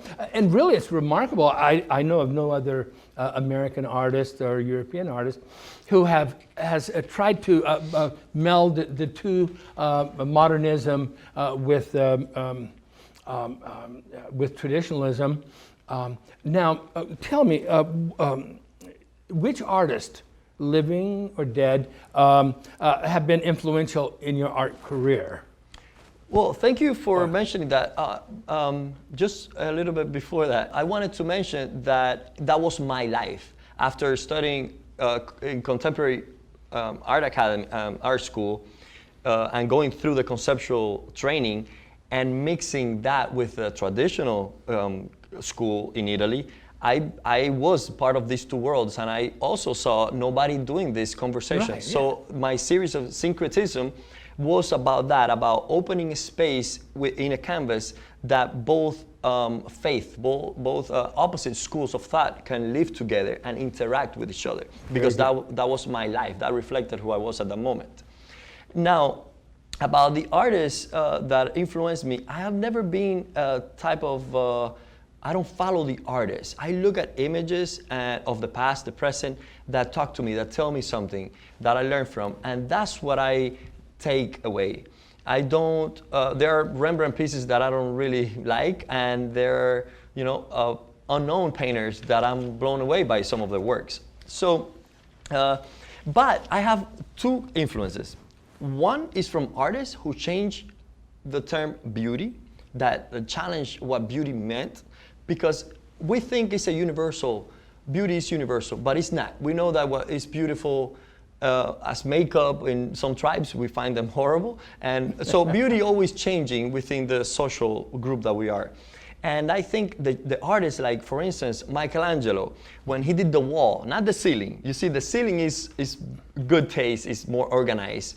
And you see the wall and you see the artist saying something different. And that caused controversy and you know, problem at that time. So I like that. And also Jericho with the Wrath of the Medusa, saying, I'm gonna render this huge painting and I'm gonna dedicate it to this problem that we're facing. Or Rembrandt applying texture in that way in a canvas. So I always look for people who are challenging what beauty is. If it's not the beach scene or the flowers of the beautiful woman. Yeah. But on the other hand, there's Bouguereau, and I copy him more than any other artist because he took beauty to that perfect level that is impossible to achieve nowadays. I believe when I stand in front of the nymph and satyr, I don't like, you know, it doesn't look like a human did that. So for me, those are influential painters or art. Absolutely. Well, tell me, so you're approaching art basically different than other artists who graduated from Angel Academy, which is one of the more famous ateliers or academies that are kind of opposing the hegemony, the dominance of the art world being controlled by postmodernism. So official art of the world today is postmodernism. Modernism, postmodernism. Now, there's a growing number of academies like Angel Academy throughout the world. Now, it's a young movement, and I'm sure there's a lot of growing pains. But tell me, what do you think are the strengths and the advantage of these new academies, and maybe disadvantages? I mean, because they're not all doing everything right. They're in their infancy. Well, I think the strength is that it's an alternative. For me, it was an amazing opportunity to be able to go there and know that you can learn these principles and the technique has not completely been lost. So we see the positive. You can actually become more knowledgeable about the world that surrounds you, about the visual effect.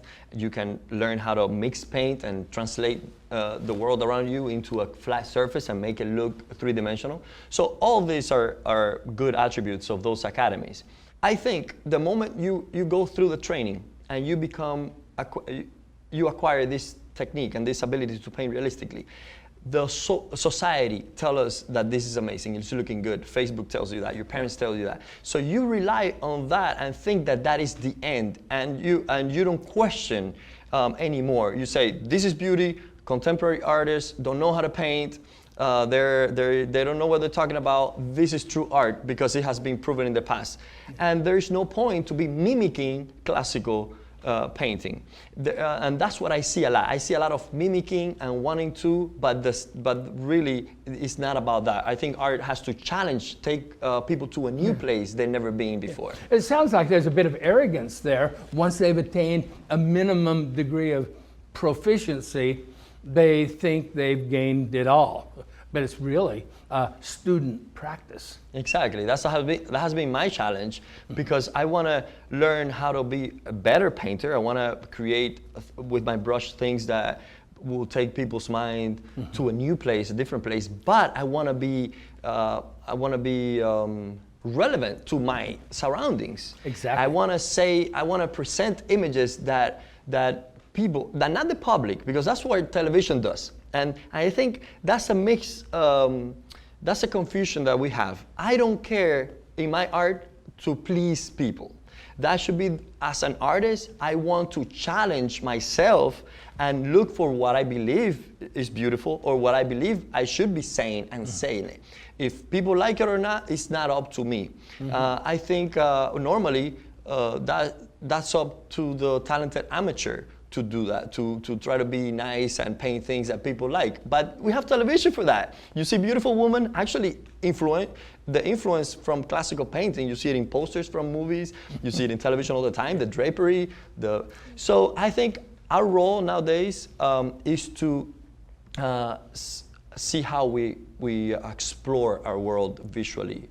Yes, now in today's contemporary modernist dominant world, it seems that the artist is painting for the cultural elite, for the people who get it. But it's very obscure to the average person. Yeah. But it sounds like you don't want to go that way, and you don't want to go like an illustrator to where you're just painting or drawing for works that everybody gets. It sounds like you want to paint paintings that are relevant to you, and you're hoping that they're relevant to other people, but they're challenging. You still want to remain a challenger to people. Yeah, all the time, and to myself. I don't sleep in peace. I'm always thinking, what's gonna be my next painting? How can I say something more complete as an expression? Right. And that's why I want to make sure that people understand that these academies are doing an amazing thing, because they're giving artists tools to work with. Right. Other than saying, well, you can do everything except knowing how to paint, which is what the only option that the universities are doing. Yes. You can do everything except make a good painting, which is not an option at all. You want to have the freedom to add good quality work and contemporary work as well. And see the beauty that we live in, because it's easy to say, oh, we live in this bad world and this and before it was, and idealize that. But come on, in reality, we are in an amazing place, and we can use technology to our advantage. And also, these academies sometimes become too purist, and they deprive the students from trying technology and the use of photography or lighting or things that in the past has been proven to work. Tempera was the norm. They brought oils. Some painters said, I don't want to paint in oils. I want to paint in tempera. That's the tradition. That's easy. Yeah. You can just blend forever there. And the same thing with anatomy. Botticelli said, no, conceptualize the figure. What are you doing? And Da Vinci said, no, I'm going to study anatomy and make it more realistic. So there's always been that challenge in avant-garde mentalities versus traditional mentalities. And what I'm proposing is, and what I do, is that I see my surroundings, I take all the tools I can to just express myself in a complete, You marry them together. Yeah. Well, traditionally, it's always been the young artist who's pushed the envelope. You're a young artist. You're 33 years old. I'm getting there. I'm getting young. You think that's old, but it's not. I look at that and think it's funny. But anyway, John Ruskin, the art critic of Britain in the 19th century, said that all truly great works of art was about something beyond itself. What message or meaning do you have beyond your obvious subject? Yeah. Well, I try to do what film, movies, and photography cannot do, and that is to make you see through the work of art, to make you dream into it for a longer period, and see it always differently. And that is something that I don't get with a movie. It just stays in the surface, it's done, I don't want to see it again. And a painting, for me, when I create art, I try to do it so that powers transcends. And when people see my subjects, they see beyond the subjects or the activity they're engaged in. That's why normally my latest paintings, they're not doing any activity. They're just standing there looking at you. And me, by being minimalistic about that expression, I think, and painting, the paint quality has to be strong enough to engage you as a viewer and see your whole culture, your community, your race, or whatever it is that takes you and reflects on your own self. That's why my subjects are facing you, and they're just being there for you to interact with them. So I hope that that comes across. Do you want to be famous in art history or in popular culture? I would love to be famous in art history. My uncle always told me, you need to take people to a new place. You need to contribute to the art world and look for ways that takes you there. Like make an effort to look at things differently. Don't settle for just repeating or trying to mimicking the past. And I think that's important. And tell me about your studio practice. Are you what we call a studio rat? Or, in the studio, great discipline? Or do you like to think more about it and then paint less? I'm more of a studio bat or something, I'm like crazy. I go in my studio and just paint all night. And a studio bat. Yeah. No, I don't like the rat part, but yeah. Yes. No, but I think I have a great work ethic. Since because of my background and my lack of money and funds, I think I had to strive for a successful career in the arts. So that made me, and also being an artist is like this, it's challenging yourself. And I work more than any artist I know.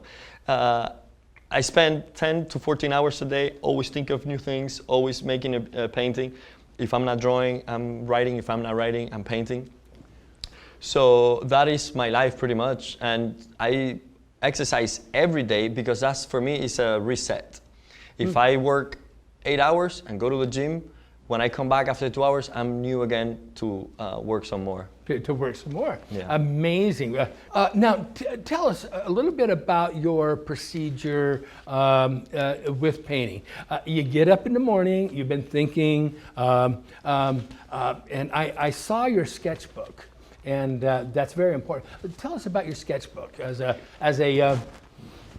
part of that package that make you you. Yeah, I think it's sad that a lot of artists don't have sketchbooks. For me, it was surprising when I went to the Angel Academy, because at the university, the New World School of the Arts college, everybody had to have a sketchbook.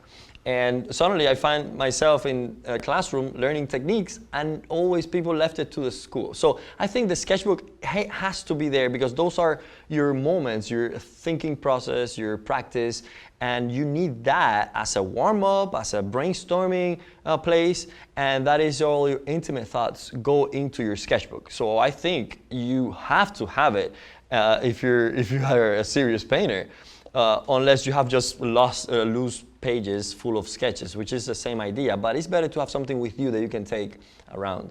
My process in painting, even though I use technology, I think it's very classical in approach, because I take photos, and those photos I take them as studies. I don't copy the photo because I don't have anything else to paint. It's more that reference. Instead of doing a color study for this and a sketch for that, I get some photos and I arrange them in Photoshop, which is more of another study. Yeah. And all of that works to my advantage because it's just faster. And at the end, when I'm painting, I'm looking at all these studies, even though I'm in my studio and not painting from life. I am painting from life because I took the photos from life. My thoughts came from my life.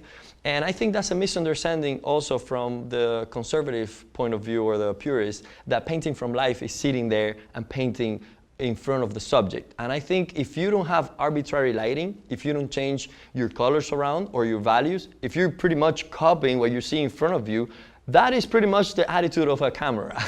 So that you're painting from life while you're painting literally does not mean that you're painting from life. Painting from life is more like looking at your life surroundings and painting from your brain, cerebral painting, and just painting it. It doesn't mean that you have to be outside of your studio or anything like that. So my approach, even though I use technology, as much as I can, or as much as it doesn't harm me, I think it's very classical because I get all these studies right, and yeah. drawings and make it. Well, do you paint from life? I mean, I do. I do. I'm gonna do it soon.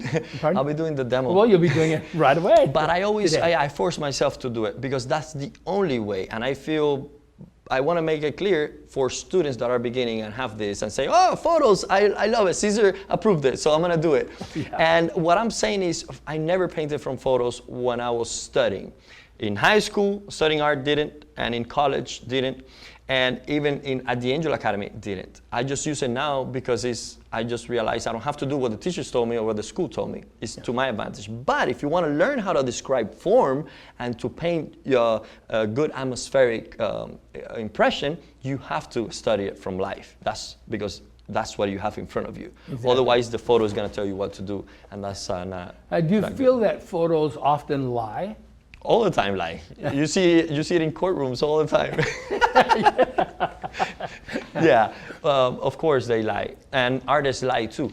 And I think that is the beauty of art, is distorting reality. Mm-hmm. If you copy what you see, nobody cares. And people say it's like a photo.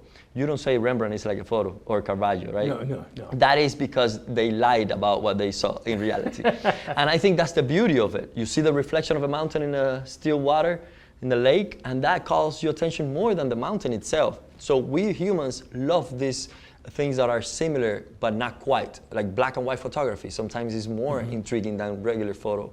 And that's why we have Instagram with all these filters. So you change all these filters and make it more interesting. You don't want reality as a raw sense. So I think as an artist, that's what we do. We show an alternative to raw life. Right. Now, the artist Frederick Leighton, Lord Leighton, he in Alma Tadema even used photographs. So he would photograph his paintings and then look at the photograph and say, this needs to be, and then go paint from life to change it. Yeah. And then he'd photograph it again. Is that interesting? Have you ever heard anybody work that way? Yeah, I think Burro did some of that too. Yeah. No? So they had used photographs, but more as process, not as product. Exactly. You don't want the tools to do for you what you cannot do for yourself. For instance, if you learn how to do a straight line, you practice, you put the points together, and you kind of take your time and do a very straight line. Then you have a ruler, and that makes it easier, right? So you don't want a photo to solve the visual problems for you because it's already flat, it's a face, the background, so you just copy that. You don't want to do that. No. So you want to be able to manage yourself so you don't have to depend on the tools. You can just control and use the tools. Like brushes. Why do you want to paint with your fingers? We invented brushes to help us paint better. So anything that you as an artist find that is important to the process, your process, then use it. But it's a personal thing. It shouldn't be a value thing that for everybody we make a rule, know this and know that. For instance, projection. How many people have projected? People in the past projected, people in the present. But that is, and so people say, oh, they're cheating. I don't think so. I think they're cheating themselves if they don't know how to draw from life. Yeah. And they do that, but you can see it. Nobody's gonna get a good painting if you don't know how to draw and you just project it outside.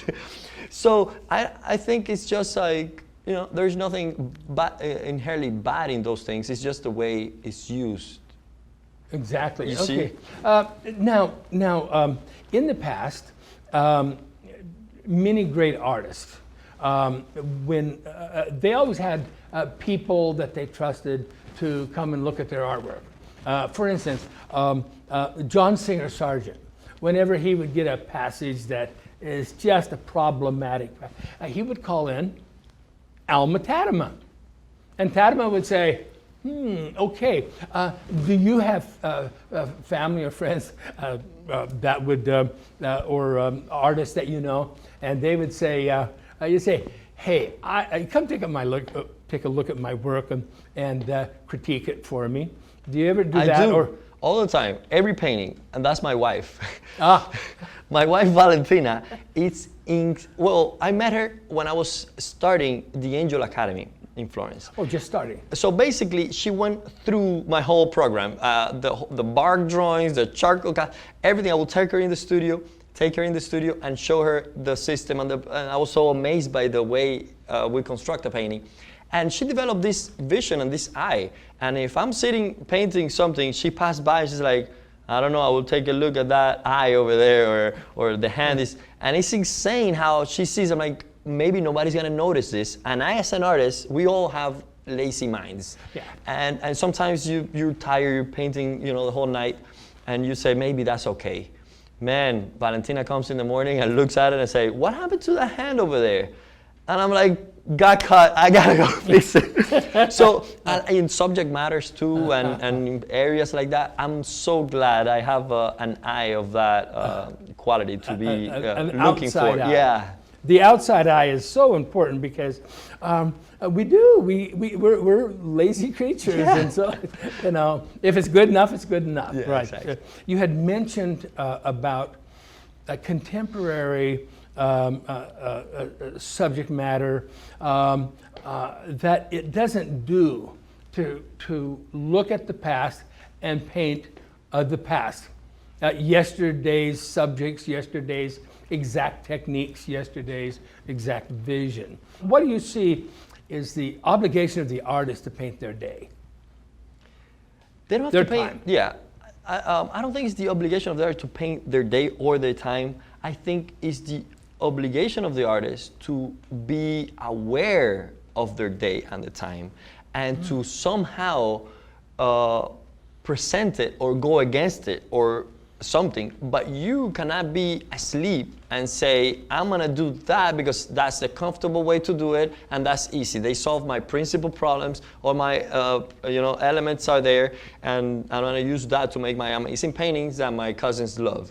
You don't want to do that as an artist. You want to challenge yourself and say, what is it? What is my situation in the world? Why do I paint what I paint? And question it all the time. That's what I'm wondering. And look at television and what it brings, and cinema and theater, and say, okay, I have these little things here, square canvas with paint. What can I do that is powerful? None of the famous artists we know painted mimicking the past. You know, yeah. Bouguereau was influenced by Raphael. We don't see him mimicking Raphael. You see the influence, you see the, that, but you see how he took it to a different level. And that is my challenge, to look at the past, think I'm gonna paint in the future, so that when I paint, it's just a present and it's contemporary. Exactly.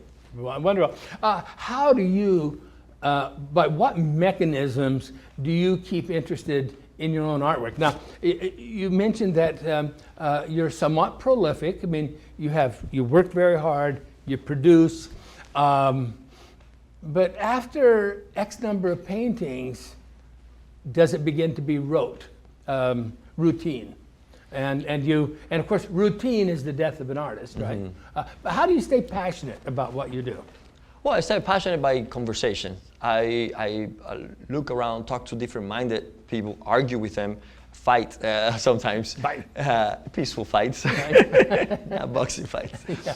And make myself think about what I'm doing. So after a while of developing a series of work for a purpose, I'm researching. It's like a research. I'm doing this, and what should I do to it? I've painted my paintings, my recent paintings. The background has like 6 layers, a complete cover, because I'm looking for something and I still don't get it. And I think it's that trying to achieve that which is unattainable, it's what keeps me motivated and looking for new things and new ways.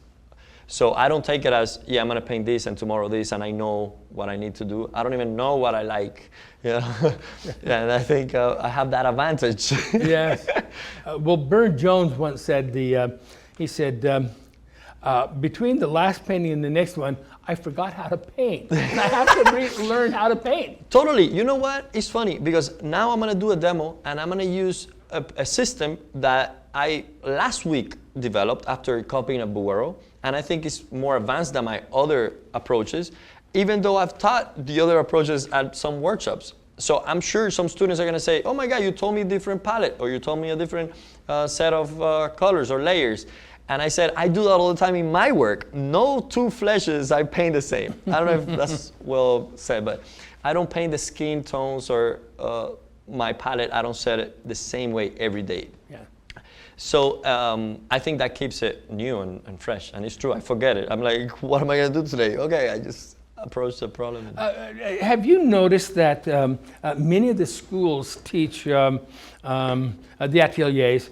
They teach, let's say, the painting of the grisaille, the black and white and gray painting of a nude, let's say, and then students who graduate, they leave school and they think that student practice is professional practice. Because some people buy it, so they... Yeah. You know, I mean, people don't know. And he said, and underneath I have a fully wrought a nude painting of a woman. So he said, let's clean off that painting, get down to that. Yeah.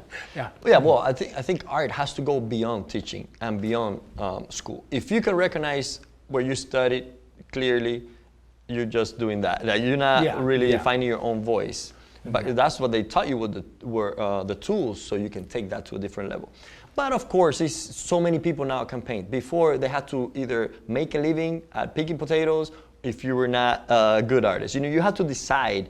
And now we have such a luxury in our lives that someone can pay for your art education. You can get a loan, borrow money. So you have millions of artists just painting in these academies or anywhere. So we cannot say that everybody has to be a genius or an amazing artist. All we can do is try to look at our history and see how we can take it to a new place. How we can go beyond the pretty and the ugly and the schools. It's difficult. You have to think. It's a lot of work, but that's what it is. Otherwise, people are right. Painters are lazy. You learn how to do a cast and you just do a cast. Still life. Arrange it. You know. Yes. Yeah, I understand. Yeah. In the Soviet system, people would go to the Repin Institute and received the absolute best academic training in the world, I think. Then when those artists graduated or finished their diploma, they painted a diploma painting, and now they're in the world, not one painted academically. Because it was required of them not to, because academic painting took a long time, very careful, and therefore was only for the rich. And it was called formalism or noble, it was, or bourgeois, or whatever. Okay, and so so it's interesting how they're trained one way, and they have their professional practice really quite a different way. But the advantage was they were wonderful. They had control of their tools. They tools. had control. They knew what they were doing. And whereas here we in our country we deal with light and color. There they dealt with weight and form. But weight, who deals with weight in dealing with painting? But they study many years too. The thing is, like, these academies are so short. Even 4 years is not enough. From 0 to 4 years, like, that is not enough to master that technique, the technique of oil painting. So, and especially workshops nowadays. Some people don't even go to the academies. They go to a couple of workshops and they try and they think they get it. And that's the difference between those painters or the past, that the whole life they were practicing good habits. So by the time they were free, they were, real equipped with that power of expression. Now we have people that are really just learning what this teacher told them, and the teacher is not repping either. They're not Rembrandt either, So you get accumulation of just lack of knowledge. And yeah, I think after school you have to keep studying and spend more years, the 10,000 hours of quality practice, Oh, now you're having an exhibition coming up. Yes, in how September. often do you have exhibitions? One a year or every other year? Or? Every other year, more. I get prepared a couple of years and then I have a show. But sometimes I am fortunate enough to sell paintings constantly, so I don't get to accumulate for a show. And sometimes people say, oh, the show is important, and I enjoy being there and drinking and looking at my art all together. But it's a better feeling to paint and have someone appreciate it immediately and take it away from you. And I think that's why I have had little shows, solo exhibitions. It's because I sell them and I don't have them with me. If the Metropolitan wanted to have a show, would you would you have a big show? Totally. I'll call everybody that has my paintings. Yeah, I want your painting back. Yeah, I'll buy it from you. How about a 35-year retrospective at the Met? Oh my God, not yet. Well, Maybe when I'm 80. no. That'll be embarrassing now. At 80, you'll have had 5. That'll be too much. I don't believe I belong to those type of settings yet. I'm developing. I would love to get there sometimes, but I try to be careful because I can make a mistake by showing it my art somewhere that is too much for it, Right. So you see your artwork as still in its developmental stage. That's how I find it. Every painting I paint, I'm like, man, no, the next one is gonna be the best one, and then I don't like it anymore. If I cannot sell it after 6 months, I just put it in storage or something, or give it away or something because I don't like it anymore. Yeah, I would like to have one of your giveaway paintings. There you go. Yeah. Now I've noticed that you have painted large expanses of your canvas only to paint them out, sections of a mountain, and do something different.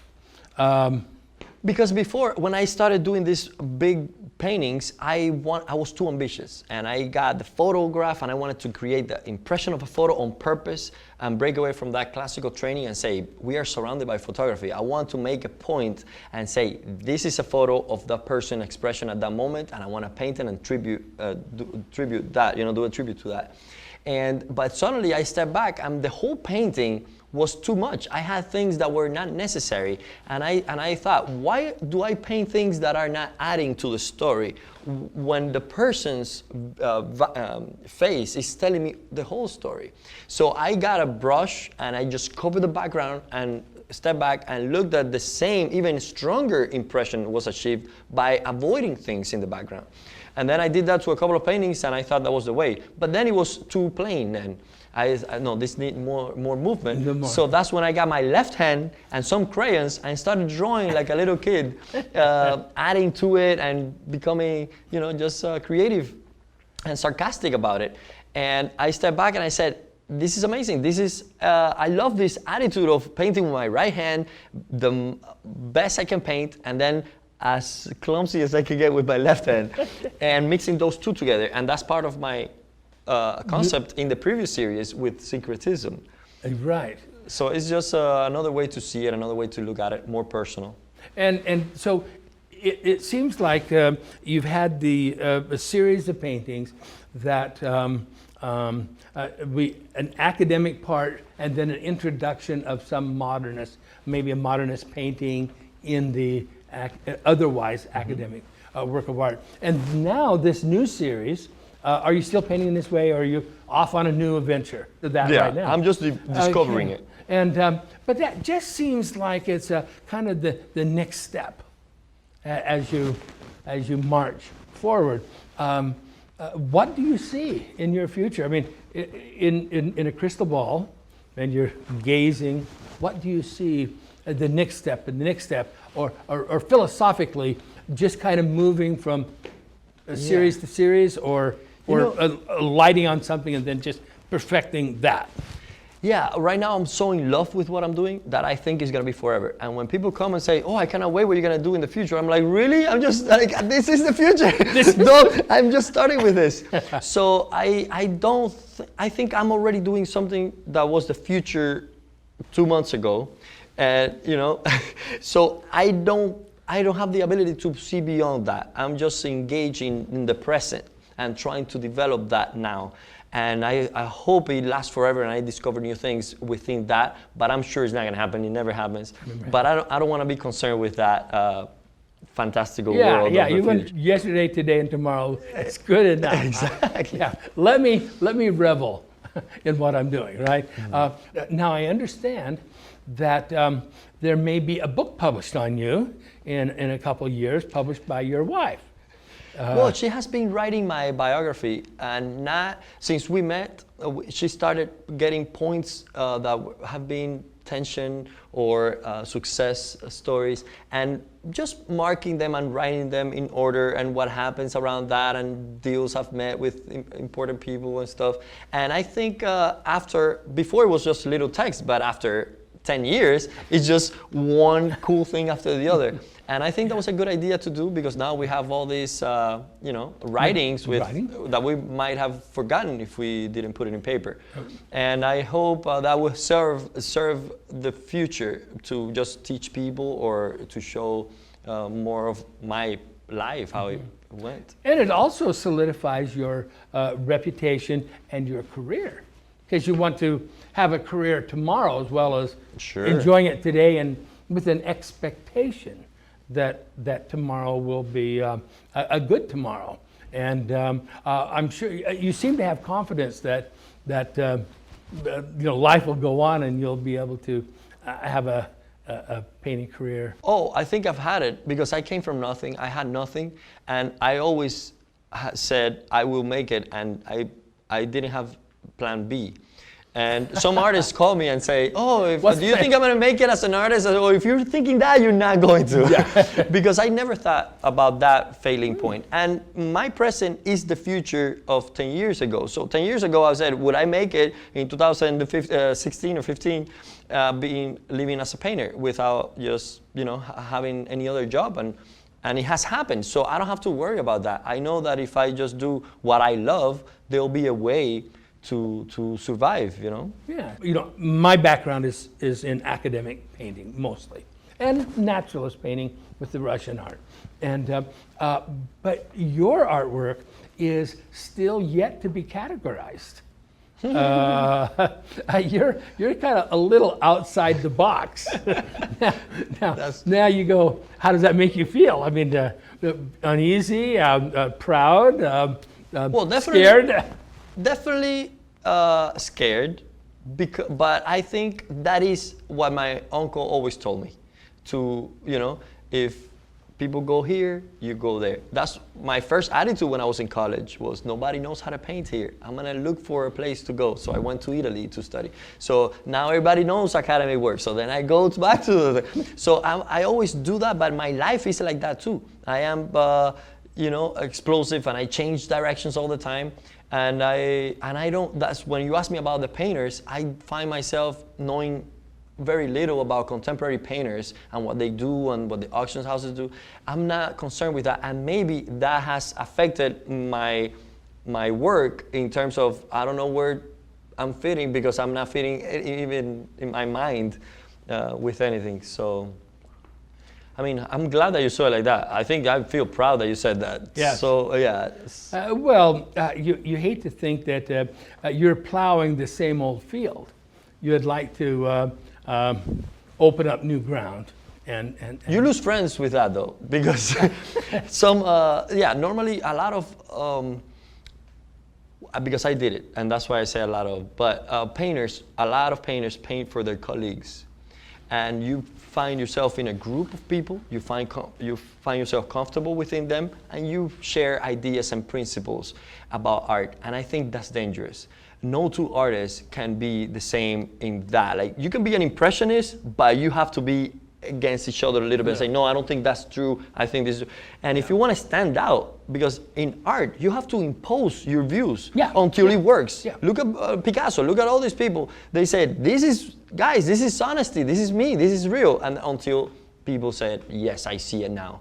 You cannot say, well, my friends, I don't want to be willing to agree with my fellow artists and do what they would like me to do. And I hope what they appreciate is that I love art, and I love craftsmanship and technique, but they have to understand that you are yourself, and you have to say stuff that even people don't agree, you have to say it. It is the way in the arts. So I find myself out of any group. Social, a little bit outside. Well, there are some artists who paint outside the box, but you seem to say, there's a box? No, there's a box. But anyway, what amazes me about your work, Cesar, is that my dear friend, Frederick C. Ross, Fred Ross in New Jersey, he's a major collector of 19th century academic painting. And he is a major benefactor for thousands of young artists like yourself who are at various stages in their career. Now, I would have thought that you would be the last artist that Fred would, because he's very traditional, very conservative, just like me. You know, we're very close on that. And you would be about the last artist I thought I would like. You know, but we have something in common. You see what I mean? I can conquer you and Yes. Ross because I bring quality work. Authenticity, And- honesty. Yeah, no, totally. But also, I bring academic, I rescue the classical world in terms of the visual effect has to be powerful and well made. And I want to make paintings that are well done, that everybody can enjoy it and say, okay, we don't argue about that, that is quality work. My kid cannot do that. That type of feeling. And I think that is what I do have sincerely developed, and that's why I think I can be appreciated by people with, you know, like Right. you, who are more purist, and yeah, why not? Because Well, yeah, if you have the quality and the talent and the honesty, I mean, we see that, and then getting to know you, it's only reinforcing what we knew already. But you struck our eyes and we surrendered to you. You see, because great art does that. But I agree with all I of mean, you. it's a surprise to me. What's this upstart doing? I mean, well, you know. Yeah, and it's sad when people think that I'm just trying to be strange to fit into the contemporary art world. That's sad because that's easy to judge, but they don't know that what I'm doing is looking at my surroundings. What do? I go to CrossFit, I have an iPhone, I drive a car, and I eat this, and you know, so I'm painting my people. Why? I'm being honest. Being honest is not saying, oh, my teacher told me that a girl looking at the window with a light in the face is what beauty is supposed to be, and I'm gonna paint that. And I want to be weird to be in Art Basel. No, I'm an artist. That's what it is. That's what everybody did. Being eccentric is the key to any major work of art. Rembrandt was eccentric. You're an art historian. Tell me a famous name that was not eccentric at his time. Art cannot be conservative. At that time, Bouguereau was eccentric with his huge nudes. Come in, look at these amazing girls naked. Wow, never painted like that before. Larger than life size. Like everything. Even Ang was eccentric for his idealization of form. And Van Gogh, I mean, you name it, and I tell you, is eccentric. Yeah, you talk about your physicality, and the gym, and your sports, and people will think that that's unusual for an artist because the typical stereotype of an artist is they're a little wimpy guy, sallow, you know, no muscles, they're thin, and they're backward, and they're inarticulate, and they're wimpish, mostly wimpish, and they're not very good citizens, and they're usually on drugs, and you know, not realizing that they're describing modern artists. Yeah. but realists. That's funny. But realists are athletes. Whoa. This is what I've decided. An inordinate number of people who are professional artists have athletic backgrounds. You know, I mean, they played professional, they played college, they played just club, you know, they're just individual. They're quite athletic. More so, they tend to be healthier. By the way, they live longer. Oh, I did a study of several thousand modern artists and realist artists of the same period. I did it with cowboy artists because that was a very closed system. Cowboy, you know, Western painters of Indians and cowboys and and cowgirls.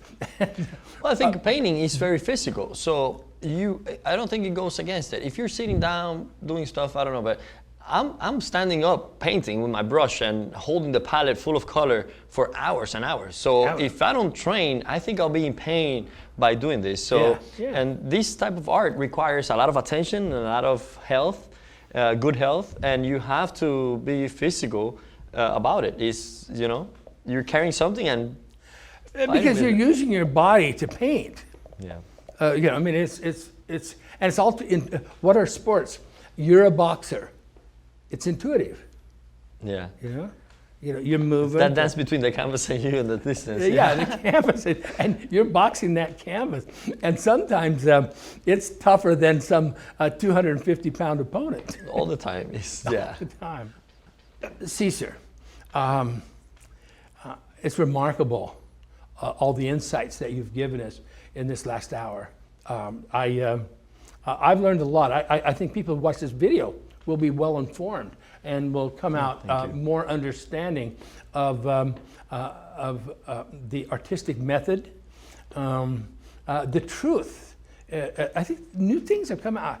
I'm amazed at how much you've said that you really kind of understand what has happened in the art world today, and maybe this is the future. Maybe you and others of your ilk would be the future. Tell me, what does it feel like to think that you may be a seminal artist that changes the way we think?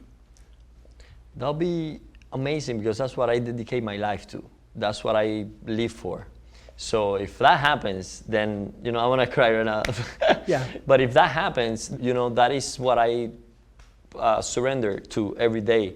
So if that ever happens, which probably not, because I believe we are just dust and we are not important. But I do work hard every day, and I look to understand my situation. And if I ever influence anybody that stands in front of my painting, that for me was the success. That was a successful painting. So everything else is not up to me, but yeah, it feels good to think about it. Well, that's great. Thank you very much for talking to us about what's important to you. Thank you. Thank you so Wonderful. much. Bye-bye. I hope you've enjoyed Secrets of Portrait Painting with Cesar Santos. You're going to love watching this one. It's 19 hours and you're going to get so much out of it. You can learn more at lilyartvideo.com. I'm Eric Rhodes. Keep painting.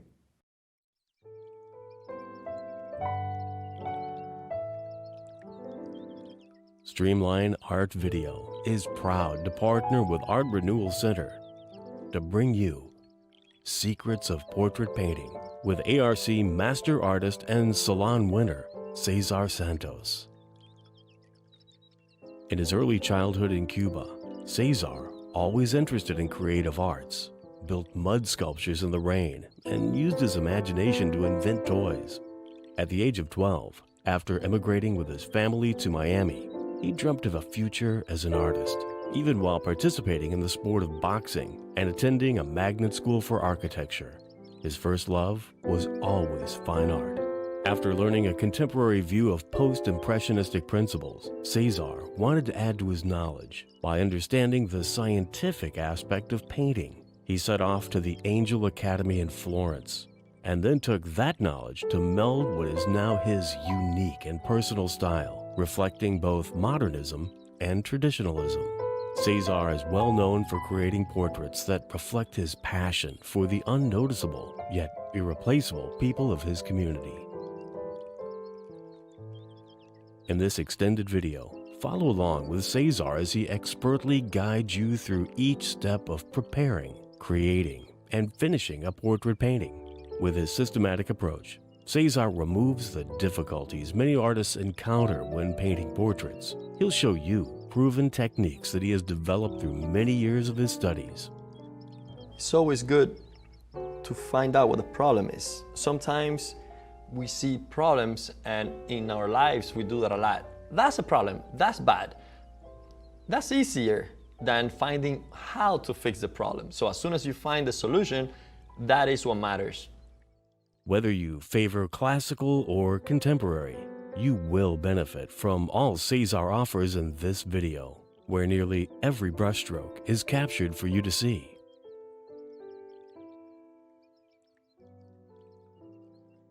Cesar is very comfortable working in front of the camera, and you'll find his playful yet serious style easy to learn from.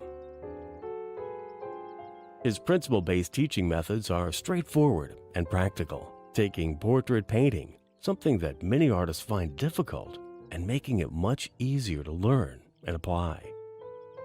All this has the teeth inside. The structure of bones is just a circular shape that goes from side to side here, like that, and then from top to bottom going like that too.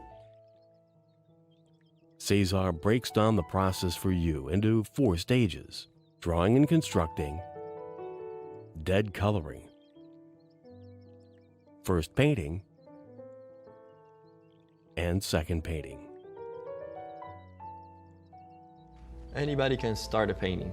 The problem is to finish it with detail and not lose the broadness of it. In each stage, Cesar will not only demonstrate what he routinely does in his own work, he'll carefully explain in detail why he does it this way and the advantages these methods have. So in this case, I put the white, light red, and a little bit of yellow. Mix it up to a nice flesh. I see a lot of paintings having this line too thin at the end. Remember, that's something that is folding inward like that. So it has to have an area of darkness that is just, before it goes totally inside the mouth. So make sure that this has some width and height to it. You can then take this information and incorporate it into your own paintings in no time. Soon you'll be enjoying painting portraits more than ever. Watch as he skillfully paints a realistic portrait from start to finish, interpreting physical features and developing flesh tones with great precision. Because of Cesar's unique teachable talent, this video is appropriate and useful for all skill levels. The whole experience of just one painting is really interesting, and it looks for emotions within the artist. And now is the time to be precise and kind of like meditate into this world that you have created here. And that's the beauty of being an artist. The skills Cesar teaches are unique, yet universal, and you'll find his techniques to be a natural way of building and creating portrait painting that you will be proud to show off. In this video, you'll also enjoy a showcase of Cesar's artwork, along with an interview of the artist conducted by Vern G. Swanson, Art Renewal Center trustee. Also featured is a musical composition directly inspired by the artist work from Brazilian composer Giacomo Lombardi. This video will become a treasure in your own resource library, and you'll want to refer to it over and over as you master Cesar's secrets of portrait painting.